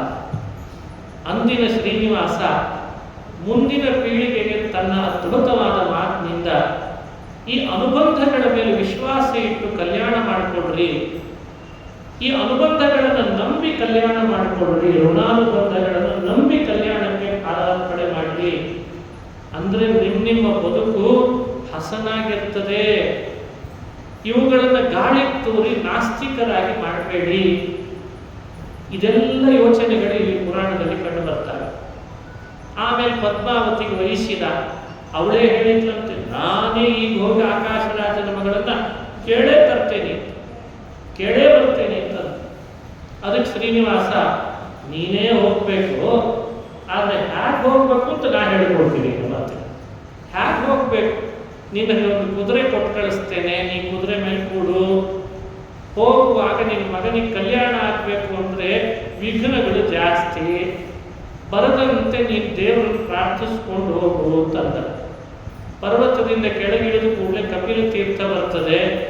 ಕಪಿಲೇಶ್ವರ ಇದ್ದಾನೆ, ಸ್ನಾನ ಮಾಡಿ ಕಪಿಲೇಶ್ವರನಿಗೆ ಒಂದು ಅಭಿಷೇಕ ಮಾಡಿಸಿ ಕೇಳ್ಕೋ, ನನ್ನ ಮಗ ಶ್ರೀನಿವಾಸನಿಗೆ ಕಲ್ಯಾಣ ಆಗಲಿ ನಿರ್ವಿಘ್ನವಾಗಿ ಅಂತ ಹೇಳ್ಕೊಟ್ಟಂತೆ ಶ್ರೀನಿವಾಸ. ಮುಂದೆ ಸ್ವಲ್ಪ ದೂರ ಹೋದ್ರೆ ರಾಮಕೃಷ್ಣರ ದೇವಸ್ಥಾನ. ಅಲ್ಲಿರೋ ರಾಮಕೃಷ್ಣರು ನನ್ನ ಅಣ್ಣ ತಮ್ಮಂದ್ರವರು, ಅವ್ರ ಹತ್ರ ಒಂದು ಒಕ್ಕಣಿಕೆ ಹಾಕು, ನನ್ನ ಮಗ ಶ್ರೀನಿವಾಸನಿಗೆ ನಿರ್ವಿಘ್ನವಾಗಿ ಕಲ್ಯಾಣ ಆಗಲಿ ಅಂತ ಹೇಳುವುದು. ಮುಂದೆ ಅಗಸ್ತ್ಯರ ಆಶ್ರಮ, ಅಗಸ್ತ್ಯ ಪೂಜಿತನಾದ ಮಹರುದ್ರ ದೇವರಿದ್ದಾರೆ. ಅಲ್ಲಿ ತನಕ ನೀನು ಹೋದ್ರೆ ಮುಂದಿಂದೆಲ್ಲ ನಿನಗೆ ಅರಮನೆಗೆ ಹೋಗೋ ದಾರಿ ಸುಗಮ ಆಗ್ತದೆ ಅಂತ ಹೇಳಿದ್ದಂತೆ ಶ್ರೀನಿವಾಸ. ಈ ಚರಿತ್ರೆ ಪುರಾಣದಲ್ಲಿ ಬರ್ತದೆ. ಇದರ ಸನ್ನಿವೇಶದ ಸಂದೇಶ ಏನು? ಹಾಗೆ ಚಿಂತನೆ ಮಾಡಬಹುದು. ಮನೆಯಲ್ಲಿ ಒಂದು ಕಂಕಣ ಭಾಗ್ಯ ಕೂಡಿ ಬರಬೇಕಾದ್ರೆ ಮನುಷ್ಯರು ಬಹಳ ವಿಘ್ನಗಳು ಅನುಭವಿಸ್ತಾರೆ. ಅದರ ಪರಿಹಾರಕ್ಕಾಗಿ ಮಧ್ಯೆ ದೇವತೆಗಳ ಪ್ರಾರ್ಥನೆಯನ್ನ, ಪೂಜೆಯನ್ನ ಸಲ್ಲಿಸಲಿ ಅನ್ನೋ ಸಂದೇಶವನ್ನ ಪುರಾಣ ನಮಗೆ ತಿಳಿಸ್ತದೆ. ಕಲ್ಯಾಣ ನಿಶ್ಚಯ ಆಗಿದೆ ಅಂದ್ರೆ ಸುಮ್ಮನಿದ್ದು ಬಿಡಬಾರ್ದಂತೆ. ಮಧ್ಯದಲ್ಲಿ ಆ ಕಾರ್ಯ ಪೂರ್ಣ ಆಗುವ ತನಕ ದೇವತಾ ಪ್ರಾರ್ಥನೆ ನಡೀತಾ ಇರಬೇಕು. ಅದು ಒಂದು. ಅಥವಾ ಒಂದು ಕಲ್ಯಾಣ ಮಾಡಬೇಕು ಅಂತ ಮನೆಯಲ್ಲಿ ಮಾಡಿಕೊಂಡ್ರೆ ಮನಸ್ಸಿನಲ್ಲಿ ಅದಕ್ಕೆ ಪೂರಕವಾಗಿ ದೇವತಾ ಪ್ರಾರ್ಥನೆ ಮಧ್ಯದಲ್ಲಿ ಆಗ್ತಾ ಇರಬೇಕು. ನಮಗದನ್ನೆಲ್ಲ ದೂರ ಮಾಡೋ ಹಾಗಾದ್ರೆ, ಅದನ್ನು ಗಾಳಿಗೆ ತೋರಿದ್ರೆ ನಾವೇನು ಸಾಧನೆ ಮಾಡಲಿಕ್ಕೆ ಸಾಧ್ಯ? ಇದನ್ನೆಲ್ಲ ಶ್ರೀನಿವಾಸನೇ ವಿಡಂಬನೆ ಮಾಡಿ ತೋರಿಸಿದ. ಬಕುಲೆ ಹಾಗೆ ಮಾಡಿದ್ಲಂತೆ. ಕಪಿಲ ತೀರ್ಥಕ್ಕೆ ಹೋದ್ಲು, ಸ್ನಾನ ಮಾಡಿದ್ಲು, ಕಪಿಲೇಶ್ವರನ ಪ್ರಾರ್ಥನೆ ಮಾಡಿದ್ಲು. ಶ್ರೀನಿವಾಸ ಬಾಲಕ ಕಲ್ಯಾಣ ಮಾಡಿಕೊಡ್ತಿದ್ದಾನೆ, ನೀನು ಅವನಿಗೆ ಯೋಗ ಕಲ್ಪಿಸು, ನಿರ್ವಿಘ್ನ ಮಾಡುವಂತಂದ. ಮಹರುದ್ರ ದೇವರು ನೀನು ಪ್ರಾರ್ಥನೆ ಮಾಡಿಕೊಂಡ್ರೆ ವಿಘ್ನ ಕಳೆಯದೇ ಇರ್ತಾರ? ಅವರು ಇರೋದೇ ನಮಗಾಗಿ, ರುದ್ರದೇವರು ಇರೋದೇ ನಮಗಾಗಿ, ರಾಮಕೃಷ್ಣರು ಇರೋದೇ ನಮಗಾಗಿ. ಸದಾ ನಮ್ಮ ಕಲ್ಯಾಣವನ್ನು ಬಯಸುವವರು ಅವರು. ಅವರ ಮೇಲೆ ಶ್ರದ್ಧೆ ವಿಶ್ವಾಸ ಇಲ್ಲದೆ ಇನ್ನೇನು ಮಾಡಿ. ಹಾಗಾದಾಗ ಆ ಅಗಸ್ತ್ಯೇಶ್ವರನ ಸನ್ನಿಧಿಗೆ ಹೋದ್ರೆ ಅಲ್ಲಿ ಸಖಿಯರೆಲ್ಲ ಬಂದಿದ್ರು, ಪದ್ಮಾವತಿಯ ಸಖಿಯರು. ಅವರು ಶಿವನಿಗೆ ಅಭಿಷೇಕ ಮಾಡಿಸ್ತಾ ಇದ್ದಾರೆ. ಅಭಿಷೇಕ ಎಲ್ಲ ಮುಗಿತಾ ಬಕುಲಾದೇವಿ ಸಖಿಯರನ್ನು ಕೇಳಿದ್ರು, ಯಾರು ನೀವು? ನಾವೆಲ್ಲ ಆಕಾಶರಾಜನ ಮಗಳು ಪದ್ಮಾವತಿಯ ಸಖಿಯರು ಅಂದ್ರು.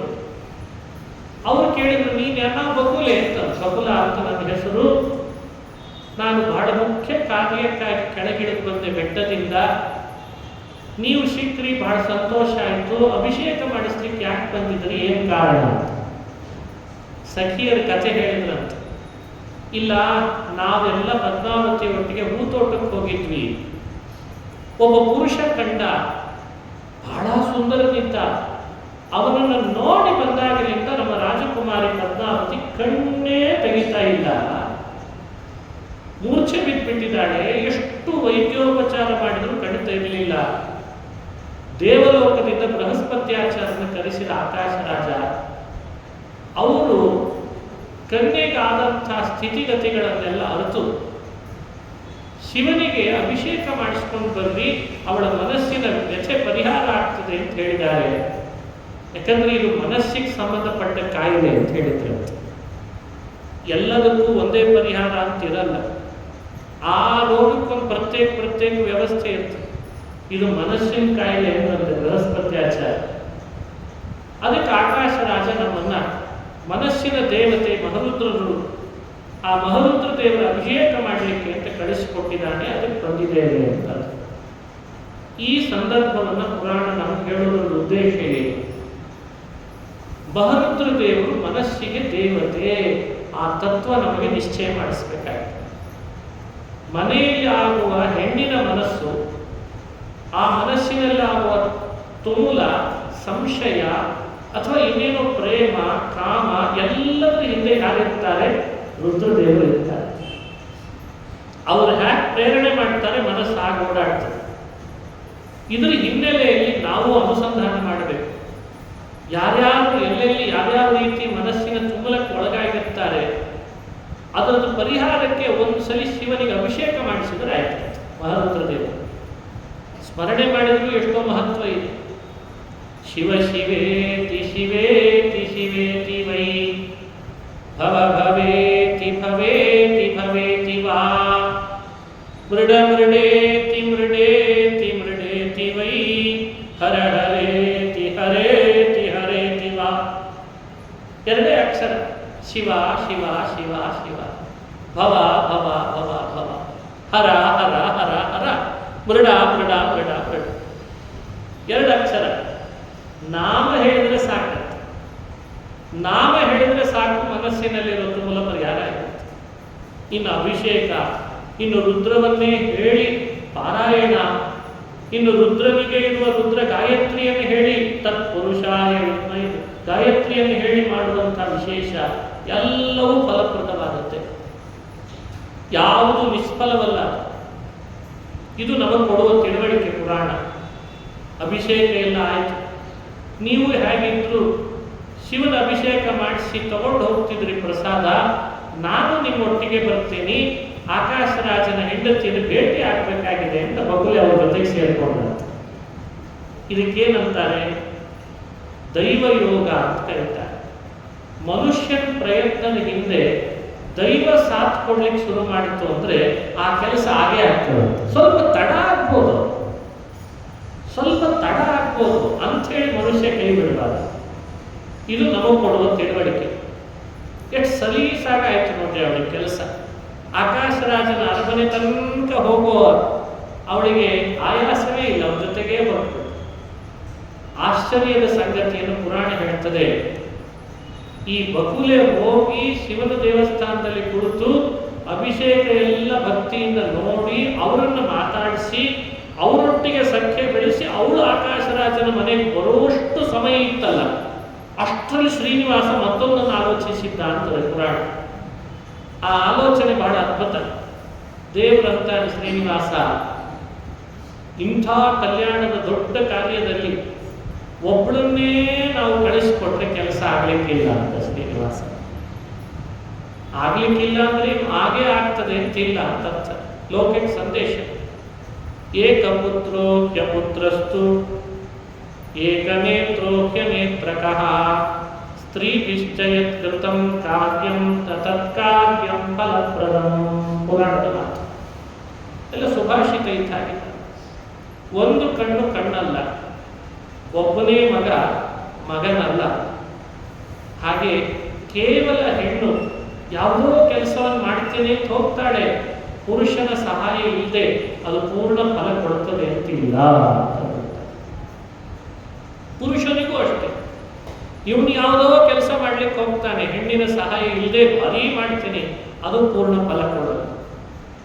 ಹಾಗಾಗಿ ಅವನಿಗೆ ಇವಳ ಸಹಾಯ, ಇವಳಿಗೆ ಅವನ ಸಹಾಯ ಅನಿವಾರ್ಯ ಅನ್ನೋ ವಿಚಿತ್ರವಾದ ಸಂದೇಶವನ್ನ ಭಗವಂತ ಜಗತ್ತಿಗೆ ತಿಳಿಸ್ತಾನೆ. ಇದು ಪುರಾಣ ಅಂದ್ರೆ. ಪುರಾಣ ಅಂದ್ರೆ ಈ ಮುಖವಾಗಿ ಆಲೋಚನೆ ಮಾಡಬೇಕು. ಇದು ನಮ್ಮ ಕುಟುಂಬವನ್ನು ಮತ್ತಷ್ಟು ಬೆಸೆಯೋ ಹಾಗೆ ಮಾಡ್ತದೆ ಈ ಮಾತು. ನಮ್ಮ ಬದುಕಿನಲ್ಲಿ ನಾವಿವತ್ತೊಂದು ಧೋರಣೆ ಇಟ್ಕೊಂಡಿದ್ದೇವೆ ತಲೆ ಒಳಗೆ, ನಾನು ದುಡಿತೀನಿ, ನಾ ತಂದು ಹಾಕ್ತೀನಿ ಅಂತ ಗಂಡನಿಗೆ, ನಾನು ಅಡುಗೆ ಮಾಡಿದರೆ ನೀನೇನು ಇರ್ತಿದ್ದಿ ಹೇಳಿ ಮಾಡದೆ ಹೋದ್ರೆ ಇವಳಿಗೆ. ಈ ವಿರಸದಲ್ಲಿ ಇಂಥ ಮಾತುಗಳಿಂದಲಾದರೂ ಸರಸ ಬೆಳಿಬೇಕೋ ಬೇಡವೋ? ದೇವರಂತ ಅವಳು ಒಬ್ಬಳೇ ಪಾಪ, ಅವಳನ್ನು ಕಳಿಸಿದ್ದೇನೆ, ಅವಳು ಹೋಗಿ ಮಾತಾಡಿಸ್ಕೊಂಡು ಬರೋದು, ಅಲ್ಲೇನೋ ಸ್ವಲ್ಪ ಹೆಚ್ಚು ಕಡಿಮೆ ಹೇಳೋಣ, ಕೆಲವೊಂದು ಹಾಗೂ ಆಗ್ತಾರೆ. ಈ ಒಬ್ಬರಿಂದ ಕೆಲಸ ಆಗಲ್ಲ ಅನ್ನಲಿಕ್ಕೆ ಇದು ಕಾರಣ. ಅವರೇನೋ ಕೇಳ್ತಾರೆ, ಇವಳು ಹೇಳುವಾಗ ಸ್ವಲ್ಪ ಹೆಚ್ಚು ಕಡಿಮೆ ಹೇಳಿಬಿಡೋಣ, ಅವರಿಗೆ ಸಂಶಯ ಬರಲಿಕ್ಕೆ ಶುರು ಆಗ್ತದೆ. ಹಾಗಾಯಿತು ಅಂತದೆ ಪುರಾಣ. ಇವಳೇನೋ ಹೋಗಿದ್ಲು ಬಕುಲೆ, ನಿಮ್ಮ ಹುಡುಗನಿಗೆ ಎಷ್ಟು ವಯಸ್ಸು? 25 ಅಂತ ಹೇಳಿದ್ರು. ಆ ಕಾಲದಲ್ಲೆಲ್ಲ 25 ಅಂದ್ರೆ ಬಹಳ ದೊಡ್ಡ ವಯಸ್ಸು, 2 ಮಕ್ಕಳನ್ನು ಪಡೆದ ವಯಸ್ಸು ಅಂತದ್ದು. ಈಗೆಲ್ಲ ಬೇರೆ ಆಗಿದೆ, ಇದ್ರ ಬಗ್ಗೆ ಮಾತಾಡೋಣ, ಸುಮ್ಮನೆ ಸಮಯ ವ್ಯರ್ಥ ಆಗ್ತದೆ. 25 ಅಂತಾಗ ಸಂಶಯ ಪಟ್ಟು ಕೇಳಿದ್ರಂತೆ, ಇನ್ನೂ ಯಾಕೆ ವಿವಾಹ ಆಗಿಲ್ಲ ಹಾಗಾದ್ರೆ ಅಂತ. ಆಮೇಲೆ ಮುಂದುವರಿತದೆ ಸಂಶಯದ ಆ ಸುಳಿವೆ ಹಂಗೆ. ಇನ್ನೂ 25 ಆದ್ರೂ ಮದುವೆ ಆಗಿಲ್ಲ ಅಂದ್ರೆ ಏನೋ ವರನಿಗೆ ಇರಬೇಕಾದ್ರೆ ಹಿಂಗೆ ಶುರು ಆಗ್ತದೆ. ಅದಕ್ಕೆ ಇವಳು ಹೇಳುವಾಗ ತಡವರಿಸಲಿಲ್ಲ. ಅಲ್ಲಲ್ಲ, ಮದುವೆ ಮೊದಲೊಂದು ಆಗಿತ್ತು, ಮಕ್ಕಳಾಗಿಲ್ಲ ಅಂತ ಇನ್ನೊಂದೊಂದು ಮದುವೆ ಮಾಡ್ಕೊಳ್ಳಿ ಮದುವೆ ಅಂತ ಒಂದನ್ನು ಸೇರಿಸ್ಲಿಕ್ಕೆ ಮತ್ತೊಂದನ್ನು ಹೇಳಬೇಕು. ಈ ಪುರಾಣವನ್ನು ಡೀಪಾಗಿ ಸ್ಟಡಿ ಮಾಡಿದ್ರೆ ಹರಿ ಚಮತ್ಕಾರ ಇದೆ, ಅಷ್ಟೇ ಅಲ್ಲಿ ಸರಸ ಇದೆ, ಅದ್ಭುತವಾಗಿದೆ, ಭಾರಿ ಅದ್ಭುತ ಪುರಾಣ. ಇಂಥ ಘಟನೆಗಳು ನಡೆದಾಗ ಎಲ್ಲೋ ಒಂದು ಕಡೆ ಆಕಾಶರಾಜನಿಗೆ, ಅವನ ಹೆಂಡತಿ ಧರಣಿಗೆ ಮೊದಲೇ ಮದುವೆ ಆಗಿತ್ತ ನಮ್ಮ ಮಗಳನ್ನು ಕೊಟ್ಟರೆ ಅವಳು ಏನಾಗಿ ಆಡೋ ಏನು ಹೀಗೆ ಅನಿಸ್ಬೋದಲ್ಲ. ಅದಕ್ಕೆ ದೇವರು ಯೋಚಿಸಿದ, ಬಕುಲೆ ಒಬ್ಬಳನ್ನು ಕಳಿಸಿ ನಾನು ಮದುವೆ ಮಾಡಿಕೊಳ್ತೇನೆ ಅಂದ್ರೆ ಅದು ಪೂರ್ಣ ಕೆಲಸ ಆಗ್ತದೆ ಅಂತ ಅನ್ಸಲ್ಲ. ಒಂದು ಕಣ್ಣು ಕಣ್ಣಲ್ಲ, ಒಬ್ಬ ಮಗ ಮಗನಲ್ಲ, ನಾನು ಇಲ್ಲೊಂದು ಪಾತ್ರ ತೋರಿಸ್ಬೇಕು ಅಂತ ಶ್ರೀನಿವಾಸ ತನ್ನ ಅಘಟಿತ ಘಟನಾ ಶಕ್ತಿ ತೋರಿಸ್ಲಿಕ್ಕೆ ಕೊರವಂಜಿಯ ವೇಷ ಧರಿಸಿದ ಅಂತ ಪುರಾಣ ಹೇಳ್ತಾರೆ. ಒಂದು ಮದುವೆ ಮಾಡಿಕೊಳ್ಳಿಕ್ಕೆ ಎಷ್ಟು ವೇಷ ಬದಲಾಯಿಸಿಕೊಳ್ಬೇಕು ಅನ್ನೋದು ಶ್ರೀನಿವಾಸ ಕಲ್ಯಾಣನೇ ಹೇಳ್ಕೊಡ್ತಾರೆ. ಮೊದಲು ಕಿರಾತ ವೇಷ, ಈಗ ಕೊರವಂಜಿ ವೇಷ. ಕೊರವಂಜಿ ವೇಷ ಧಾರಣೆ ಮಾಡಿದ ಮಹಾನುಭಾವ. ಹೆಣ್ಣಿನ ವೇಷ ಏನು 80-85 ವರ್ಷದ ಹಣ್ಣು ಮುದುಕಿ ಅಂಥ ವೇಷ ಹಾಕೊಂಡಿದ್ದಾರೆ. ಲಂಬ ಕರ್ಣ, ಲಂಬ ನೇತ್ರ, ಹಲ್ಲು ಬಿದ್ದು ಅದಂತ ಶುಷ್ಕ ವದನ, ಪುರಾಣದ ಮಾತು. ಹಲ್ಲು ಬಿದ್ದು ಹೋಗಿದ್ದಾರೆ, ಕಿವಿ ಜೋತ್ ಬಿದ್ದಿದ್ದಾರೆ, ಹೊಟ್ಟೆ ಕೆಳಗೆ ಬಿದ್ದಿದೆ, ಎದೆ ಕೆಳಗೆ ಬಿದ್ದಿದೆ, ಹಣ್ಣು ಮುದುಕಿ, ಕಬಡ್ಡಿ ಸರ ಹಾಕ್ಕೊಂಡಿದ್ದಾಳೆ, ತಲೆ ಕೂದಲೆಲ್ಲ ಜಟೆ ಆದಾಗ ಆಗ್ಬಿಟ್ಟಿದೆ, ಎಂದು ಎಣ್ಣೆ ಸ್ನಾನನೇ ಮಾಡಿರುವ ಏನೋ ಮಾರಾಯ ಇವ ಅನ್ನೋ ಹಾಗಾಗಿದ್ದಾನೆ. ಕೈಯಲ್ಲಿ ಒಂದು ಬುಟ್ಟಿ, ಕೋಲು, ಬೆನ್ನು ಬಗ್ಸಿದ್ದಾನೆ. ಊರೆಲ್ಲ ಕೂತ್ಕೊಂಡು ಬರ್ತಿದ್ದಾನೆ. ಮಕ್ಕಳಿದೆ ಇದ್ದವ್ರಿಗೆ ಮಕ್ಕಳನ್ನು ಕೊಡ್ತೀನಿ, ಮದುವೆ ಆಗದೆ ಇದ್ದವ್ರಿಗೆ ಮದುವೆ ಮಾಡಿಸ್ತೇನೆ, ಕಳೆದು ಹೋಗಿದ ಗಂಡನನ್ನು ಹುಡುಕಿ ಕೊಡಿಸ್ತೇನೆ, ಕಳೆದು ಹೋಗಿದ ಹೆಂಡತಿಯನ್ನು ಹುಡುಕಿ ಕೊಡಿಸ್ತೇನೆ, ಜ್ವರ ಬಂದಿದ್ರೆ ಪರಿಹಾರ ಮಾಡ್ತೇನೆ, ಯಂತ್ರ ಮಂತ್ರ ತಂತ್ರಗಳನ್ನ, ಭೂತ ಪ್ರೇತ ಬಾಧೆಗಳನ್ನ ಪರಿಹಾರ ಮಾಡ್ತೇನೆ. ಏನೋ ಹೇಳ್ತಾನೆ. ಇಡೀ ನಾರಾಯಣಪುರದೊಳಗೆ ಬಂದಂಥ ಕೊರವಂಜಿ ನೋಡೋದೇ ಒಂದು ಸಂಭ್ರಮ ಆಗಿಬಿಟ್ಟಿತ್ತು. ಬರೀ ಪಟ್ಟಣದ ಜನಗಳಿಗೆ ಸಂಭ್ರಮ ಅಲ್ಲ, ದೇವತೆಗಳು ಆಕಾಶದಲ್ಲಿ ಬಂದು ನಿಂತ್ಕೊಂಡು, ಈ ವಿದ್ಯಾಕಾದ ಶ್ರೀನಿವಾಸ ಲಗ್ನ ಮಾಡ್ಕೋತೀನಿ ಅಂತ ಕೆಳಗೆ ಹೋದಮ್ಮ ಮಾರಾಯ ಮುದುಕಿ ಆಗಿಬಿಟ್ನಲ್ಲ ಅಂತ ಅವರಿಗೆ ಆಶ್ಚರ್ಯ. ಅಂಥ ಮಾತುಗಳನ್ನು ಲೋಕವನ್ನು ಮೋಹಗೊಳಿಸಿ ಜ್ವರ ಪರಿಹಾರ ಮಾಡ್ತಾ ಬಂದ. ಮಕ್ಕಳಿಗೆ ಬಂದ ಜ್ವರ, ರೋಗ, ಉಪದ್ರವ ಅವುಗಳನ್ನು ಪರಿಹರಿಸ್ತಾ ಬಂದ. ಯಾವಾಗ ನಾರಾಯಣಪುರದಲ್ಲಿ ಕೊರವಂಜಿಯಾಗಿ ಎಲ್ಲರ ಮನೆ ಕಡೆಗೆ ಬೀದಿಯಲ್ಲಿ ಶ್ರೀನಿವಾಸ ನಡೆದಾಡಿದ, ಅಲ್ಲಿದ್ದ ಎಲ್ಲರಿಗೂ ರೋಗ ಪರಿಹಾರ ಇದೆ, ಬರಲೇ ಇಲ್ಲ ಅಂತ. ಮೊದಲೇ ಇರಲಿಲ್ಲ, ಮತ್ತಷ್ಟು ಪರಿಹಾರ ಇದೆ. ಇದನ್ನ ಈ ಕಥೆಯನ್ನ ಪುರಾಣ ನಮ್ಮ ಕಣ್ಣು ಮುಂದೆ ಯಾಕೆ ಇಡುತ್ತದೆ ಅಂದ್ರೆ, ಶ್ರೀನಿವಾಸ ಆಲೋಚನೆ ಮಾಡಿದ, ಮುಂದೆ ನಾನು ಕಲ್ಯಾಣ ಆಗೋದಿದೆ ನಾರಾಯಣಪುರದಲ್ಲಿ. ಆದಾಗ ಇಲ್ಲಿದ್ದವರಿಗೆಲ್ಲ ಆಹ್ವಾನ ಕೊಡ್ತಾನೆ ಆಕಾಶ ರಾಜ. ಅವರೆಲ್ಲರೂ ನನ್ನ ಕಲ್ಯಾಣ ನೋಡಿದ್ರೆ ಪುಣ್ಯವಂತರಾಗ್ತಾರೆ. ಯಾರ್ದಾದ್ರೂ ಮನೆಯಲ್ಲಿ ಮಕ್ಕಳಿಗೋ ಯಜಮಾನಿಗೋ ಹೆಂಡತಿಗೋ ಜ್ವರ ಬಂದಿದ್ರೆ ಅವರು ನನ್ನ ಮದುವೆ ನೋಡ್ಲಿಕ್ಕೆ ಆಗಲ್ಲ. ಮದುವೆ ನೋಡ್ಲಿಕ್ಕೆ ಆಗ್ತಿದ್ರೆ ಅವ್ರ ಭಾಗ್ಯ ಕಳ್ಕೊಂಡು ಬಿಡ್ತಾರೆ. ಒಬ್ರಿಗೆ ಮನೆಯಲ್ಲಿ ಅನಾರೋಗ್ಯ ಆದ್ರೆ ಅವ್ರು ಮಲಗಿದಾರಲ್ಲ ಅಂತ ಅವ್ರು ನೋಡ್ಕೊಳ್ಳಿಕ್ಕೆ ಇನ್ನೊಬ್ರು ಇರ್ಬೇಕಾಗ್ತದೆ. ಹಾಗಾದ್ರೆ ಇಬ್ಬರಿಗೆ ನನ್ನ ಕಲ್ಯಾಣವನ್ನು ನೋಡ್ಲಿಕ್ಕೆ ಆಗದೆ ಇರೋ ಹಾಗಾಗ್ತದೆ. ಆವಾಗ ಅವರಿಬ್ಬರು ನನ್ನ ಕಲ್ಯಾಣ ನೋಡದೆ ನಿರ್ಭಾಗ್ಯರಾದರು ಅಂತ ಆಗಬಾರ್ದಲ್ಲ. ಅದಕ್ಕೆ ಪ್ರಾಯ ಶ್ರೀನಿವಾಸ ಕೊರವಂಜಿಯ ವೇಷದ ನೆಪ ಮಾಡಿ, ನನ್ನ ಕಲ್ಯಾಣಾರ್ಥಿಗಳು ಯಾರೆಲ್ಲ ಇದ್ದಾರೆ ಮುಂದೆ ಒಬ್ಬರಿಗೂ ಕೂಡ ರೋಗ ಬರಬಾರ್ದು, ತಲೆನೋವು ಬರಬಾರ್ದು, ಜ್ವರ ಬರಬಾರ್ದು, ಪುತ್ರ ಬಾಧೆ ಇರಬಾರ್ದು, ಪಿತೃಬಾಧೆ ಇರಬಾರ್ದು, ಯಾವ ಬಾಧೆ ಇಲ್ಲದಂತೆ ಅವರೆಲ್ಲರೂ ಸಂತೋಷದಿಂದ ನನ್ನ ಕಲ್ಯಾಣ ನೋಡ್ಲಿ ಅಂತ ಶ್ರೀನಿವಾಸ ಹಾಗೆ ಮಾಡಿದ. ಎಷ್ಟು ದೂರದೃಷ್ಟಿ ಶ್ರೀನಿವಾಸನಿಗೆ! ಇದು ಕರುಣಾಮಯಿ. ಅವನನ್ನು ವೈದ್ಯ ಅಂತ ಕರೆದಿದ್ದಾರೆ. ಅದಕ್ಕೆ ದಾಸರಾಯ ವೈದ್ಯ ಬಂದ ನೋಡೆ ಶ್ರೀನಿವಾಸನೆಂಬ ವೈದ್ಯ ಬಂದ ನೋಡೆ. ಇಂಥ ಜಗದೊಡೆಯನನ್ನು ನೀವು ಎಲ್ಲಿ ನೋಡ್ಲಿಕ್ಕೆ ಸಾಧ್ಯಪ್ಪ? ಏನು ಕರುಣಾನಿಧಿಯೋ ಹರಿ ಮತ್ತೇನು ಭಕ್ತಾಧೀನನೋ, ಇನ್ನೇನು ಈತನ ಲೀಲೆ ಇಚ್ಛಾ ಮಾತ್ರದಿ ಜಗವ ತಾನೆ ಸೃಜಿಸುವ ನಿರ್ವಾಣ ಮೊದಲಾದ ಅಖಿಳ ಸ್ಥಾನದೊಳಿಟ್ಟು ಆನಂದ ಪಡಿಸುವವ. ಏನು ಕರುಣಾನಿಧಿಯೋ ಹರಿ ಮತ್ತೇನು ಭಕ್ತಾಧೀನನೋ. ಎಂಥ ಮಾತಾಡಿದ್ದಾರೆ! ದೇವರ ಲೀಲೆ, ದೇವರ ಕರುಣೆ ಯಾರು ಸರಿಸಮಾನರಲ್ಲ. ಅದಕ್ಕೆ ಅವನು ಎಷ್ಟು ಭಕ್ತರ ಪರವಶ, ಇನ್ಯಾರೂ ಅಷ್ಟಿಲ್ಲಪ್ಪ ಅಂತ. ಅಂಥ ಶ್ರೀನಿವಾಸ ಕೊರವಂಜಿಯ ವೇಷದಲ್ಲಿ ಮನೆ ತನಕ ಬಂದ ಧರಣಿಯ ಮನೆಗೆ, ಅಲ್ಲಿಯೂ ತನ್ನ ನಟನೆ ತೋರಿಸಿದ, ಮೋಹ ಮಾಡಿದ. ಭವಿಷ್ಯ ಹೇಳುವ ನೆಪದಲ್ಲಿ ಇನ್ನೂ ಬಂದೇ ಇಲ್ಲ ಬಕುಲಾದೇವಿ ಅಗಸ್ತ್ಯರ ಆಶ್ರಮದಿಂದ, ಎಲ್ಲ ತಾನೇ ಮಾಡಿಬಿಟ್ಟ ಕೆಲಸ. ಮಾತು ಕೊಡು ಅಂತ ಧರಣಿಗೆ ಮಾತು ಕೊಡು, ಶ್ರೀನಿವಾಸನಿಗೇನೆ ನಿನ್ನ ಮಗಳನ್ನು ಕೊಟ್ಟು ಮದುವೆ ಮಾಡಿಸ್ತೇನೆ ಅಂತ ಮಾತು ಕೊಡು, ಇಲ್ದಿದ್ರೆ ನಿನ್ನ ಮಗಳು ಏನಾಗ್ತಾಳೋ ಹೇಳಲಿಕ್ಕಿಲ್ಲ. ಅಂದ್ರೆ ಕಲಿಯುಗದೊಳಗೆ ಮುಂದೆ ಹೀಗೂ ಭವಿಷ್ಯ ಹೇಳೋರು ಇದ್ದಾರೆ ಅಂತ ತಾನೇ ತೋರಿಸ್ಬಿಟ್ಟ ದೇವರು. ಅಂದ್ರೆ ಈಗೆಲ್ಲ ಭವಿಷ್ಯ ಹಂಗೆ ಇರ್ತದೆ, ನಾಳೆ ಪ್ರಳಯ ಅಂತ ಇವರೇ ಹೇಳೋದು. ನಾಳೆ ಪ್ರಳಯ, ಎಲ್ಲಿ ನೀರು ಬರ್ತದೆ ಗೊತ್ತಿಲ್ಲ ಅಂತ. ಇಷ್ಟ್ಯಾಕೆ ಎದುರಿಸ್ತೀಯೋ ಮಾರಾಯ? ಆ ಗುಂಡಾಕೋ ಭಯೋತ್ಪಾದಕನಿಗಿಂತ ನಿಂದೇ ದೊಡ್ಡ ಭಯೋತ್ಪಾದನೆ ಆಗಿದೆ. ಯಾವ ರೋಗ ನಿಮ್ಮ ಮನೆ ಒತ್ತರಿಸ್ತದೆ ಗೊತ್ತಿಲ್ಲ, ಅದು 10 ಸಲ ಹೇಳ್ತಾರೆ. ಈ ಪರಿನ ಭಯ ಹುಟ್ಟಿಸೋದು, ಸಮಾಜದಲ್ಲಿ ಭಯ ಹುಟ್ಟಿಸುವ ಆ ಭಯೋತ್ಪಾದಕರಿಗಿಂತ ನಿಮ್ಮ ಮಾತು, ನಿಮ್ಮ ಮೀಡಿಯಾ, ನಿಮ್ಮ ಮ್ಯೂಸಿಕಲ್ ವ್ಯವಸ್ಥೆ ಎದೆ ಬಡಿತ ಜಾಸ್ತಿ ಶುರು ಮಾಡಿಬಿಡ್ತು.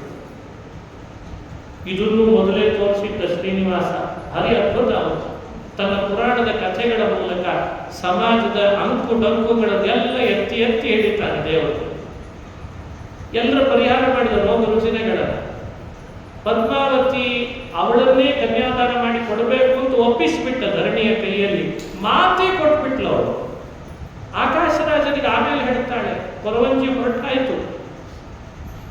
ಆ ಕೊರವಂಜಿ ಆಣೆ ಮಾಡಿದ್ದು ಅಂತಿದೆ, ಆಣೆ ಶಪಥ ಮಾಡಿದ್ದು ಅಂತಿದೆ, ಕುಲದೇವಿಯ ಸ್ಮರಣೆ ಮಾಡಿದ್ದು ಅಂತಿದೆ, ನಾನು ಬದ್ರಿನಾರಾಯಣ ಕ್ಷೇತ್ರದಿಂದ ಬಂದವಳು ಅಂತಿದೆ. ಭಾರಿ ಚಮತ್ಕಾರದ ಕಥೆ ಅದು. ಬಹಳ ಅದ್ಭುತ ಅವಳ ಮಾತುಗಳು. ಅದನ್ನು ನೋಡಬೇಕು. ಇವತ್ತಿನ ಸಮಯಕ್ಕೆ ಇಲ್ಲಿ ಮುಕ್ತಾಯ ಮಾಡ್ತೇನೆ. ನಾಳೆ ಕೊರವಂಜಿಯ ವೇಷದಲ್ಲಿ ದೇವರು ಮಾಡಿದ ನಟನೆ ಎಂಥದ್ದು, ಅದಾದ ಬಳಿಕ ದೇವರ ಸಮಾರಾಧನೆ ಅಂತ ಶ್ರೀನಿವಾಸ ಹ್ಯಾಕ್ ಮಾಡಿಕೊಂಡ, ಕಲ್ಯಾಣಕ್ಕಾಗಿ ಇಂತ ತಾನು ಬೆಟ್ಟದಿಂದ ತನ್ನ ಪರಿವಾರ ಕರೆದುಕೊಂಡು ಕೆಳಗಿಳಿದು ನಾರಾಯಣಪುರಕ್ಕೆ ಬಂದ. ಇಲ್ಲಿ ಕಲ್ಯಾಣ ಮಾಡಿಕೊಳ್ತಾನೆ ನಾರಾಯಣಪುರದಲ್ಲಿ. ಆ ಕಲ್ಯಾಣದ ಸಂದರ್ಭ, ಸಮಾರಾಧನೆಯ ಸಂದರ್ಭ, ಅದರ ಮಧ್ಯದಲ್ಲಿ ನಡೆದ ಮತ್ತಿತರ ಸಂದೇಶಗಳನ್ನು ಒಳಗೊಂಡು ನಾಳೆಯ ದಿವಸ ಈ ಉಪನ್ಯಾಸವನ್ನು ನೋಡೋಣ ಅಂತ ಹೇಳ್ತಾ, ನಾಳೆ ಈ ಕಲ್ಯಾಣದ ಘಟ್ಟದ ಪ್ರವಚನದ ಮಂಗಳ ಆಗ್ತದೆ. ನಾಡಿದ್ದು ಶ್ರೀನಿವಾಸ ಕಲ್ಯಾಣ ಆಗ್ತದೆ. ಅಂತೂ ಎರಡೆರಡು ಆಫರ್ ಇದೆ ಅವರಿಗೆ, ಒಂದು ತಗೊಂಡ್ರೆ ಒಂದು ಫ್ರೀ ಅಂತನೋ ಹಾಗೆ. ಇವಾಗೆಲ್ಲ ಅದೇ ಪದ್ಧತಿ, ತ್ವರೆ ಮಾಡಿ ಬನ್ನಿ ಅಂತ, ಬೈ ಒನ್ ಗೆಟ್ ಒನ್ ಅಂತ ಹಾಗೆ ಇರ್ತಾರಲ್ಲ ಹಾಗೆ. ಶ್ರೀನಿವಾಸ ಕಲ್ಯಾಣ ಪ್ರವಚನಕ್ಕೆ ಬಂದವರಿಗೆಲ್ಲ ನಾಡದ್ದು ಶ್ರೀನಿವಾಸ ಕಲ್ಯಾಣದ ದರ್ಶನ, ಹೀಗೆ ಎರಡೆರಡು ಭಾಗ್ಯವನ್ನ ಒಳಗೊಂಡಿದೆ.